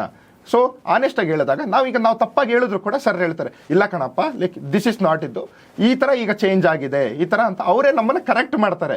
ನಮಗೆ ಆ ಲರ್ನಿಂಗ್ ಮೈಂಡ್ ಸೆಟ್ ಇದೆಯಾ, ನಮ್ಮನ್ನು ಕರೆಕ್ಟ್ ಮಾಡಿಸ್ಕೊಳ್ಳೋಷ್ಟು ನಮಗೆ ಒಂದು ಆ ಗ್ರೋತ್ ಮೈಂಡ್ ಸೆಟ್ ಇದೆಯಾ, ಅದು ತುಂಬ ಮ್ಯಾಟ್ರ್ ಆಗುತ್ತೆ. ಅದನ್ನು ಅವರು ಚೆಕ್ ಮಾಡ್ತಾ ಇರ್ತಾರೆ. ಯಾಕೆಂದರೆ ಒಬ್ಬ ನಾವು ಅಧಿಕಾರಿಯಾಗಿ ಹೋದಾಗ ಈಗ 24 ವಯಸ್ಸಿನ ತನಕ ಒಬ್ಬ ಜಸ್ಟ್ ಸ್ಟೂಡೆಂಟ್ ಆಗಿರ್ತೇವೆ. But within a 1 year 2 year I have to become an officer. So officer ಆಗೋದಕ್ಕೆ ಇವನು ಟ್ರೈನ್ ಮಾಡೋಷ್ಟು ಇವನಿಗೆ ಟ್ರೈನಿಂಗ್ ಕೊಟ್ಟಾಗ ಕಲಿಯೋಷ್ಟು ಫ್ಲೆಕ್ಸಿಬಲ್ ಇದಾನ, ಅಡಾಪ್ಟಬಲ್ ಇದಾನ, ಅದನ್ನ ಚೆಕ್ ಮಾಡ್ತಾರೆ. ಅದರಿಂದಾಗಿ ನಿಮ್ದು ಏನೇ ಇದಿರಲಿ ಆನೆಸ್ಟ್ ಆಗಿ ಹೇಳಿ, ತಪ್ಪಿರ್ಬೋದು ಸರಿ ಇರ್ಬೋದು, ಬಟ್ ಅವರು 70 ವರ್ಷ ಎಕ್ಸ್ಪೀರಿಯನ್ಸ್ ಇರೋದ್ರಿಂದ ಸರಿ ಮಾಡ್ತಾರೆ, ಪ್ರಾಬ್ಲಮ್ ಇಲ್ಲ ಅಂತ. ನಿಮಗೀಗ 2 ಇಂಟರ್ವ್ಯೂ ಆಗಿದೆ ಅಲ್ಲ ಟೋಟಲ್, ಮೋಸ್ಟ್ ಕಾಂಟ್ರವರ್ಷಿಯಲ್ ಕ್ವಶನ್ ಯಾವುದು ಸರ್? ಒಂದು question, so what you feel about Trump ಅಂತ ಕೇಳಿದ್ರು. ಸೊ ನಾನು ನೆನಪಿದೆ ಫಸ್ಟ್ ಇದರಲ್ಲಿ ಸ್ವಲ್ಪ ನೆಗೆಟಿವ್ ಆಗಿ ಹೇಳಿದ್ದೆ. ಸೊ ಅವಾಗ ಹೇಳಿದ್ರು ಲೈಕ್ ಅಂದ್ರೆ ಒಬ್ಬೊಬ್ರದ್ದು ಕೂಡ ಒಂದೊಂದು ಡಿಫ್ರೆಂಟ್ ಪರ್ಸ್ಪೆಕ್ಟಿವ್ಸ್ ಇರುತ್ತೆ. ಆಗ ಸರ್ ಹೇಳಿದ್ರು ಆದರೆ ಒಬ್ಬ ವ್ಯಕ್ತಿನ ನಾವು ಇದು ಮಾಡಿಲ್ದಲೆ ಜಡ್ಜ್ ಮಾಡಬಾರ್ದು, ನಿನ್ನ ಪರ್ಸ್ಪೆಕ್ಟಿವ್ಸ್ ಈ ಥರ ಇದೆ, ಇಂಪ್ರೂವ್ ಆಗ್ಬೋದು ಅಂತ. ಕಡೆಯದಾಗಿ UPSC ಜರ್ನಿಯಲ್ಲಿ ಏನೇ ಬಂದರೂ ಕೂಡ ಇದರಲ್ಲಿ ಕಾಂಪ್ರಮೈಸ್ ಇಲ್ಲ ಅನ್ನುವಂಥ ನಾನ್ ನೆಗೋಷಿಯಬಲ್ ಅಂಶ ಯಾವುದು, ಅಭ್ಯಾಸ ಯಾವುದು? ಸರ್ UPSC ಸ್ಟಾರ್ಟ್ ಮಾಡಿದ್ರೆ there are thousands of demotivating factors. The competition ನೋಡೇ ಭಯ ಬಿದ್ದುಬಿಡ್ತೇವೆ. ಸೊ ನಮ್ಮ ಮೇಲೆ ಯಾವತ್ತು ಕಾನ್ಫಿಡೆನ್ಸ್ ಕಳ್ಕೊಬಾರ್ದು ಸರ್. ಅಂದರೆ ಒಬ್ಬ UPSC ಪ್ರಿಪೇರ್ ಆಗ್ತಿದ್ದಾರೆ ಅನ್ನೋ ಆಸ್ಪಿರೆಂಟ್ ಮಾತ್ರ ಅಲ್ಲ, ಪ್ರತಿಯೊಬ್ಬ ವ್ಯಕ್ತಿ ಕೂಡ, ಅಂದರೆ ನಾವು ಎಷ್ಟೇ ಕಷ್ಟದಿಂದ ಬಂದಿರಲಿ, ಯಾವುದೇ ಬ್ಯಾಕ್ಗ್ರೌಂಡಿಂದ ಬಂದಿರಲಿ, ನಾನು ಒಂದು ಅಚೀವ್ ಮಾಡಬೇಕು ಅನ್ನೋವಂಥ ಗುರಿ, ನಾವು ಅದನ್ನು ಟಾರ್ಗೆಟ್ ಇಟ್ಕೊಂಡು ಅದ್ರ ಮೇಲೆ ಹಾರ್ಡ್ ವರ್ಕ್ ಆಗ್ತಾನೆ ಹೋದಾಗ ಮುಂದೆ ಒಂದಲ್ಲ ಒಂದಿನ ರಿಸಲ್ಟ್ ಸಿಕ್ಕೇ ಸಿಗುತ್ತೆ ಸರ್. ಮತ್ತು ಇನ್ನೊಂದೇನು ಅಂದರೆ ಹಾರ್ಡ್ ವರ್ಕ್ ಯಾವತ್ತೂ ಕೂಡ ನಾವು ಕಾಂಪ್ರಮೈಸ್ ಮಾಡ್ಕೋಬಾರ್ದು. ಯಾಕಂದರೆ ಹೇಳ್ದಾಗೆ ಸೊ ಟ್ಯಾಲೆಂಟ್ ಇರೋರು ಕೂಡ ನಿಮ್ಮ ಜೊತೆ ಕಾಂಪೀಟ್ ಮಾಡ್ತಿರ್ತಾರೆ. ಅವರ ಜೊತೆ ಕಾಂಪೀಟ್ ಮಾಡಿ ಅವರ ಲೆವೆಲಲ್ಲಿ ನಿಲ್ಲಬೇಕು ಅಂದರೆ hard work is the only one factor that will surely helps. Another factor ನನಗೆ ಇನ್ನೊಂದೇನು ಅಂದರೆ ಎಸಿಟೇಟ್ ಮಾಡಬಾರ್ದು ಯಾವತ್ತು. ಅಂದರೆ ನಾನು ಸ್ಟೂಡೆಂಟ್ಸ್ ನೋಡಿದ್ದೇನೆ, ಅವ್ರ ತಲೆಯಲ್ಲಿ ತುಂಬ ಡೌಟ್ಸ್ ಇರುತ್ತೆ. ಈ ಸ್ಟ್ರಾಟಜಿ ಕರೆಕ್ಟ್ ಇದೆಯಾ, ಇದು ತುಂಬ ಸಿಲ್ಲಿ ಕ್ವಶನ್, ಇದು ಕೇಳಿದ್ರೆ ಸರ್ ಏನು ಅನ್ಕೋತಾರೋ, ಆ ಥರ ಇರುತ್ತೆ. ಏನಾಗುತ್ತೆ UPSCಯಲ್ಲಿ ಎಷ್ಟೋ ಜನ ಪ್ರತಿ ವರ್ಷ 20,000 ಜನ ಸ್ಟೂಡೆಂಟ್ಸು ಕೇವಲ 1-2 ಮಾರ್ಕ್ಸಿಂದ ಪ್ರಿಲಿಮ್ಸ್ ಕ್ಲಿಯರ್ ಆಗೋದು ತಪ್ಪುತ್ತೆ. ಅಂದರೆ 88 ಕಟ್ ಆಫ್ ಇದೆ ಅಂದರೆ 86ಗೆ ಬಂದುಬಿಡ್ತಾರೆ. ಒಂದು ಕ್ವಶನ್ ಕರೆಕ್ಟ್ ಆಗಿದ್ದರೆ ಕಟ್ ಆಫ್ ಕ್ಲಿಯರ್ ಆಗ್ತಾ ಇರುತ್ತೆ. ಈಗ ಒಂದು ಸಲ ಪ್ರಿಲಿಮ್ಸ್ ಕ್ಲಿಯರ್ ಆಗಿಲ್ಲ ಅಂದರೆ ಮತ್ತೆ 2-3 years ನೀವು ಫೈನಲ್ ರಿಸಲ್ಟಿಗೆ ವೆಯ್ಟ್ ಮಾಡಬೇಕಾಗತ್ತೆ. ಅದರಿಂದಾಗಿ ಎಸಿಟೇಟ್ ಮಾಡಲೇಬೇಡಿ. ಇವತ್ತಿಗೂ ಕೂಡ ನೀವು ಒಂದು ಮೆಂಟರ್ಸ್ ಇರ್ಬೋದು, ನಮ್ಮಂಥ ಸೀನಿಯರ್ಸ್, ಈಗ ನಮ್ಮ ಹತ್ರ ಒಬ್ಬರು ಬಂದುಬಿಟ್ಟು ನಾನು ಮಾತ್ರ ಅಲ್ಲ, ಯಾರೇ ಟಾಪರ್ಸ್ ಹತ್ರ ಹೋಗಿ ನನಗೆ ಈ ಥರ ಅರ್ಥ ಆಗ್ತಾ ಇಲ್ಲ ಹೇಳ್ಕೊಡಿ, ನನಗೆ ಈ ಥರ ಸ್ಟ್ರಾಟಜಿ ಇಲ್ಲ ಹೇಳ್ಕೊಡಿ ಅಂದಾಗ ಯಾರು ಯಾವತ್ತೂ ನೋ ಅನ್ನಲ್ಲ. ದಯವಿಟ್ಟು ಹೋಗಿ ಕೇಳಿ ಯಾವತ್ತೂ. ಯಾಕಂದರೆ ನಾವು ಒಬ್ಬ ಅಧಿಕಾರಿ ಆದಾಗ ಆ ಎಸಿಟೇಷನ್ ತೋರ್ಸೋಕ್ಕಾಗಲ್ಲ. ಸೊ ಅದೇ ಎಸಿಟೇಷನ್ನ ತೋರ್ಸೋದಲ್ಲೇ ಇರೋವಂಥ ಒಂದು ಮೈಂಡ್ ಸೆಟ್ನ, ಕಾನ್ಫಿಡೆನ್ಸ್ನ, ನಾವು ಸಿಲ್ಲಿ ಮಿಸ್ಟೇಕ್ ಇರಲಿ ಪರವಾಗಿಲ್ಲ, ಈ ಮಿಸ್ಟೇಕ್ ಮಾಡ್ತೀನಿ ಕಲಿತೀನಿ, ಒಬ್ರನ್ನ ಕೇಳಿ ಕಲ್ತ್ಕೋತೀನಿ ಅನ್ನೋ ಮೈಂಡ್ ಸೆಟ್ ಇಟ್ಕೊಳ್ಳಿ. ಅದು ತುಂಬ ಹೆಲ್ಪ್ ಆಗುತ್ತೆ, ತುಂಬ ಮುಂದೆ ನಮ್ಮನ್ನು ತುಂಬ ದೂರ ಕರ್ಕೋಗುತ್ತೆ sir. Not only in UPSC, ಒಬ್ಬ ಹೆಲ್ಪ್ ಕೇಳಿದಾಗ, ಒಬ್ಬರ ಹತ್ರ ಒಂದು ಗೈಡೆನ್ಸ್ ಕೇಳಿದಾಗ, ಗೈಡೆನ್ಸ್ ಸಿಕ್ಕಿದಾಗ ನಮ್ಮ ಲೈಫಲ್ಲಿ ಆ ಒಂದು ಗೈಡೆನ್ಸಿಂದ ನಮ್ಮ 1 year 2 year ಉಳಿಬೋದು. ಸೊ ಅದರಿಂದ ಗೈಡೆನ್ಸ್ ಯಾವತ್ತೂ ಕೇಳಿ ಅಂತ ನಾನು ಸಜೆಸ್ಟ್ ಮಾಡ್ತೇನೆ ಸರ್. ಕಡೆಯದಾಗಿ, since you are becoming an IPS officer, ನೀವು ಚೈಲ್ಡ್ಹುಡ್ಡಿಂದ ಕೂಡ ನೋಡಿರ್ತೀರಿ, ಪೊಲೀಸ್ ಆಫೀಸರ್ನ ನೋಡಿರ್ತೀರಿ, ಮೂವಿಲಿ ನೋಡಿರ್ತೀರಿ, ರಿಯಲ್ ಆಗಿ ನೋಡಿರ್ತೀರಿ. ಎಷ್ಟೋ ಸಲ ಇದು ಆಸ್ಪಿರೇಷನ್ ಎಲ್ಲ ಕಂಡಿರುತ್ತೆ, ಕೆಲವೊಂದು ಸಲ ನೆಗೆಟಿವ್ ಆಸ್ಪೆಕ್ಟ್ಸ್ ಕೂಡ ಬಂದಿರುತ್ತೆ ಪೊಲೀಸರ ಬಗ್ಗೆ ಡಿಸ್ಕಷನ್ ಆಗೋ ಟೈಮ್ನಲ್ಲಿ. ಸೊ ಈಗ ನೀವೇ ಅಲ್ಲೊಂದು ಉನ್ನತ ಹುದ್ದೆಗೆ ಹೋಗ್ತಿರೋದ್ರಿಂದ ಪೊಲೀಸಿಂಗ್ನಲ್ಲಿ, ಪೊಲೀಸ್ ವ್ಯವಸ್ಥೆಯಲ್ಲಿ ನೀವು ವಿಷನ್ ಮಾಡೋ ಆ ಬದಲಾವಣೆ ಏನು ಅಂತ, ಏನು ಎನ್ವಿಷನ್ ಮಾಡ್ತೀರಿ? ನಿಮ್ಮ ಮೈಂಡಲ್ಲಿರೋ ಥಾಟ್ ಏನು ಡ್ರೀಮ್ ಇದೆ? ಯಾವ ಥರದ ಪೊಲೀಸಿಂಗ್ನ ನೀವು ಕಾಣೋಕ್ಕೆ ಇಷ್ಟಪಡ್ತೀರಿ ನಮ್ಮ ದೇಶದಲ್ಲಿ? ಈಗಾಗಲೇ ಒಂದು ನೀವು ಹೇಳಿದಾಗೆ ಪೊಲೀಸಿಂಗ್ ನಮ್ಮ ದೇಶನ ಒಂದು ಲಾಸ್ಟ್ 75 yearsಯಿಂದ ಒಂದು ಸ್ಟೇಬಲ್ ಸಿಚುವೇಷನಲ್ಲಿ ಇಡೋದಕ್ಕೆ ಪೊಲೀಸಿಂಗ್ ತುಂಬ ಇಂಪಾರ್ಟೆಂಟ್ ರೋಲ್ ಪ್ಲೇ ಮಾಡಿದೆ. ಅದ್ರ ಜೊತೆಗೇ ಪೊಲೀಸಿಂಗಲ್ಲಿ there are lot of improvements, ಅಂದರೆ ಎಷ್ಟು ಇಂಪ್ರೂವ್ಮೆಂಟ್ಸ್ ಮಾಡೋದಕ್ಕೂ ಕೂಡ ತುಂಬ ಆಪರ್ಚುನಿಟೀಸ್ ಇದೆ.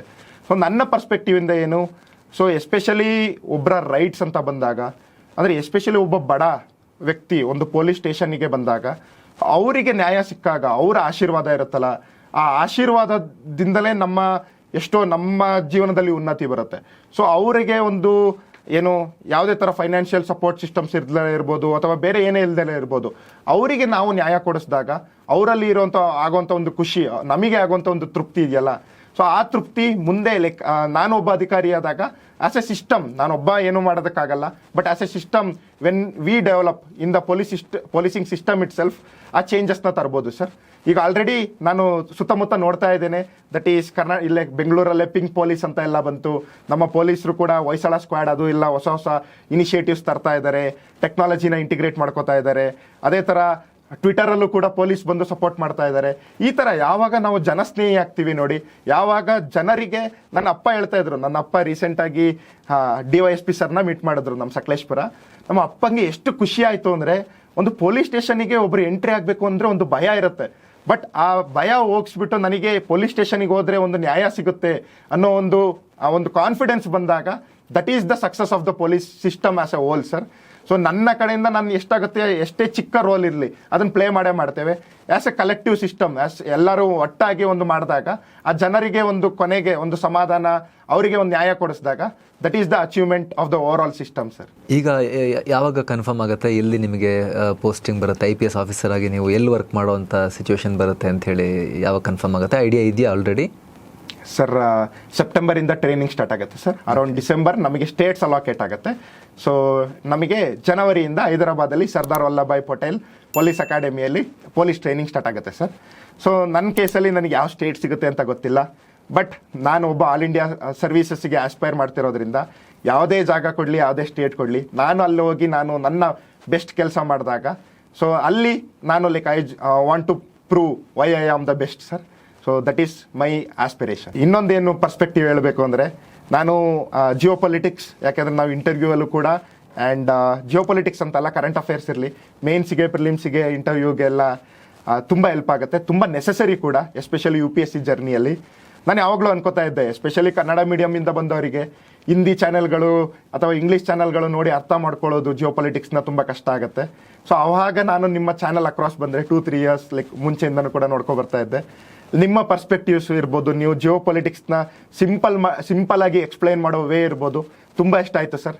ಲೈಕ್ ಐ ರಿಯಲಿ ಅಪ್ರಿಷಿಯೇಟ್ ನೀವು ಅದನ್ನೆಲ್ಲ ಮಾಡ್ತಾ ಇರೋದು. ಮತ್ತು ಲೈಕ್ ನಿಮ್ಮ ಚಾನೆಲ್ ಕೂಡ ಲೈಕ್ ನೀವು ಇಷ್ಟು ಜನಕ್ಕೆ ಒಂದು ನಾಲೆಡ್ಜ್ನ ಕೊಡ್ತಾ ಇರೋದು. ಯಾಕೆ ಅಂದರೆ ಈಗ ಸಿಸ್ಟಮಲ್ಲಿ ಲೈಕ್ ಒಂದು ಮಿಸ್ಇನ್ಫಾರ್ಮೇಷನ್ನ ಸ್ಪ್ರೆಡ್ ಮಾಡೋದು ತುಂಬ ಜಾಸ್ತಿ ಇರುತ್ತೆ. ನೀವು ಅಲ್ಲಿ ನಿಂತು ಒಂದು ಕರೆಕ್ಟ್ ರೈಟ್ ಇನ್ಫಾರ್ಮೇಷನ್ ಕೊಟ್ಟು ಈ ಥರ ಇಶ್ಯೂಸ್ ಇದೆ, ಈ ಥರ ಸೊಲ್ಯೂಷನ್ಸ್ ಇದೆ ಅಂತ ನೀವು ಸೊಲ್ಯೂಷನ್ಸ್ ಮೇಲೆ ಫೋಕಸ್ ಮಾಡಿದಾಗ ಜನಕ್ಕೂ ಕೂಡ ಅದರಿಂದ ಒಂದು ನಾಲೆಜ್ ಬರುತ್ತೆ. UPSC ಅಂತ ಮಾತ್ರ ಅಲ್ಲ, ಎಷ್ಟೋ ಜನ, ನೀವು ಈಗ 3 ಮಿಲಿಯನ್ ಸಬ್ಸ್ಕ್ರೈಬರ್ಸ್ ಇದ್ದಾರೆ ಅಂದರೆ ಬರೀ ಕನ್ನಡದಲ್ಲೇ, that shows your growth, that shows the hard work you have been putting. So really congratulation sir. ನನ್ನನ್ನು ಇಲ್ಲಿ ಕರೆದು ಒಂದು ಅಪರ್ಚುನಿಟಿ ಕೊಟ್ಟಿದ್ದೀರಾ, ಸೊ ಅದಕ್ಕೂ ಕೂಡ ತುಂಬ thanks a lot. So thank you sir. Thank you so much. ನೀವು ಬಂದಿದ್ದಕ್ಕೆ, ನಿಮ್ಮ ಟೈಮ್ ಕೊಟ್ಟಿದ್ದಕ್ಕೆ ತುಂಬ ಧನ್ಯವಾದ. ಒಳ್ಳೆಯದಾಗಲಿ. ಇನ್ನು 30-36 ವರ್ಷ ಈ ದೇಶಕ್ಕೆ ನಿಮ್ಮ ಸೇವೆ ಸಿಗೋದಿದೆ. ಒಳ್ಳೆಯದಾಗಲಿ ನಿಮಗೆ, ದೇಶಕ್ಕೆ ಒಳ್ಳೆಯದಾಗಲಿ. Thanks a lot. Thank you. Thank you sir.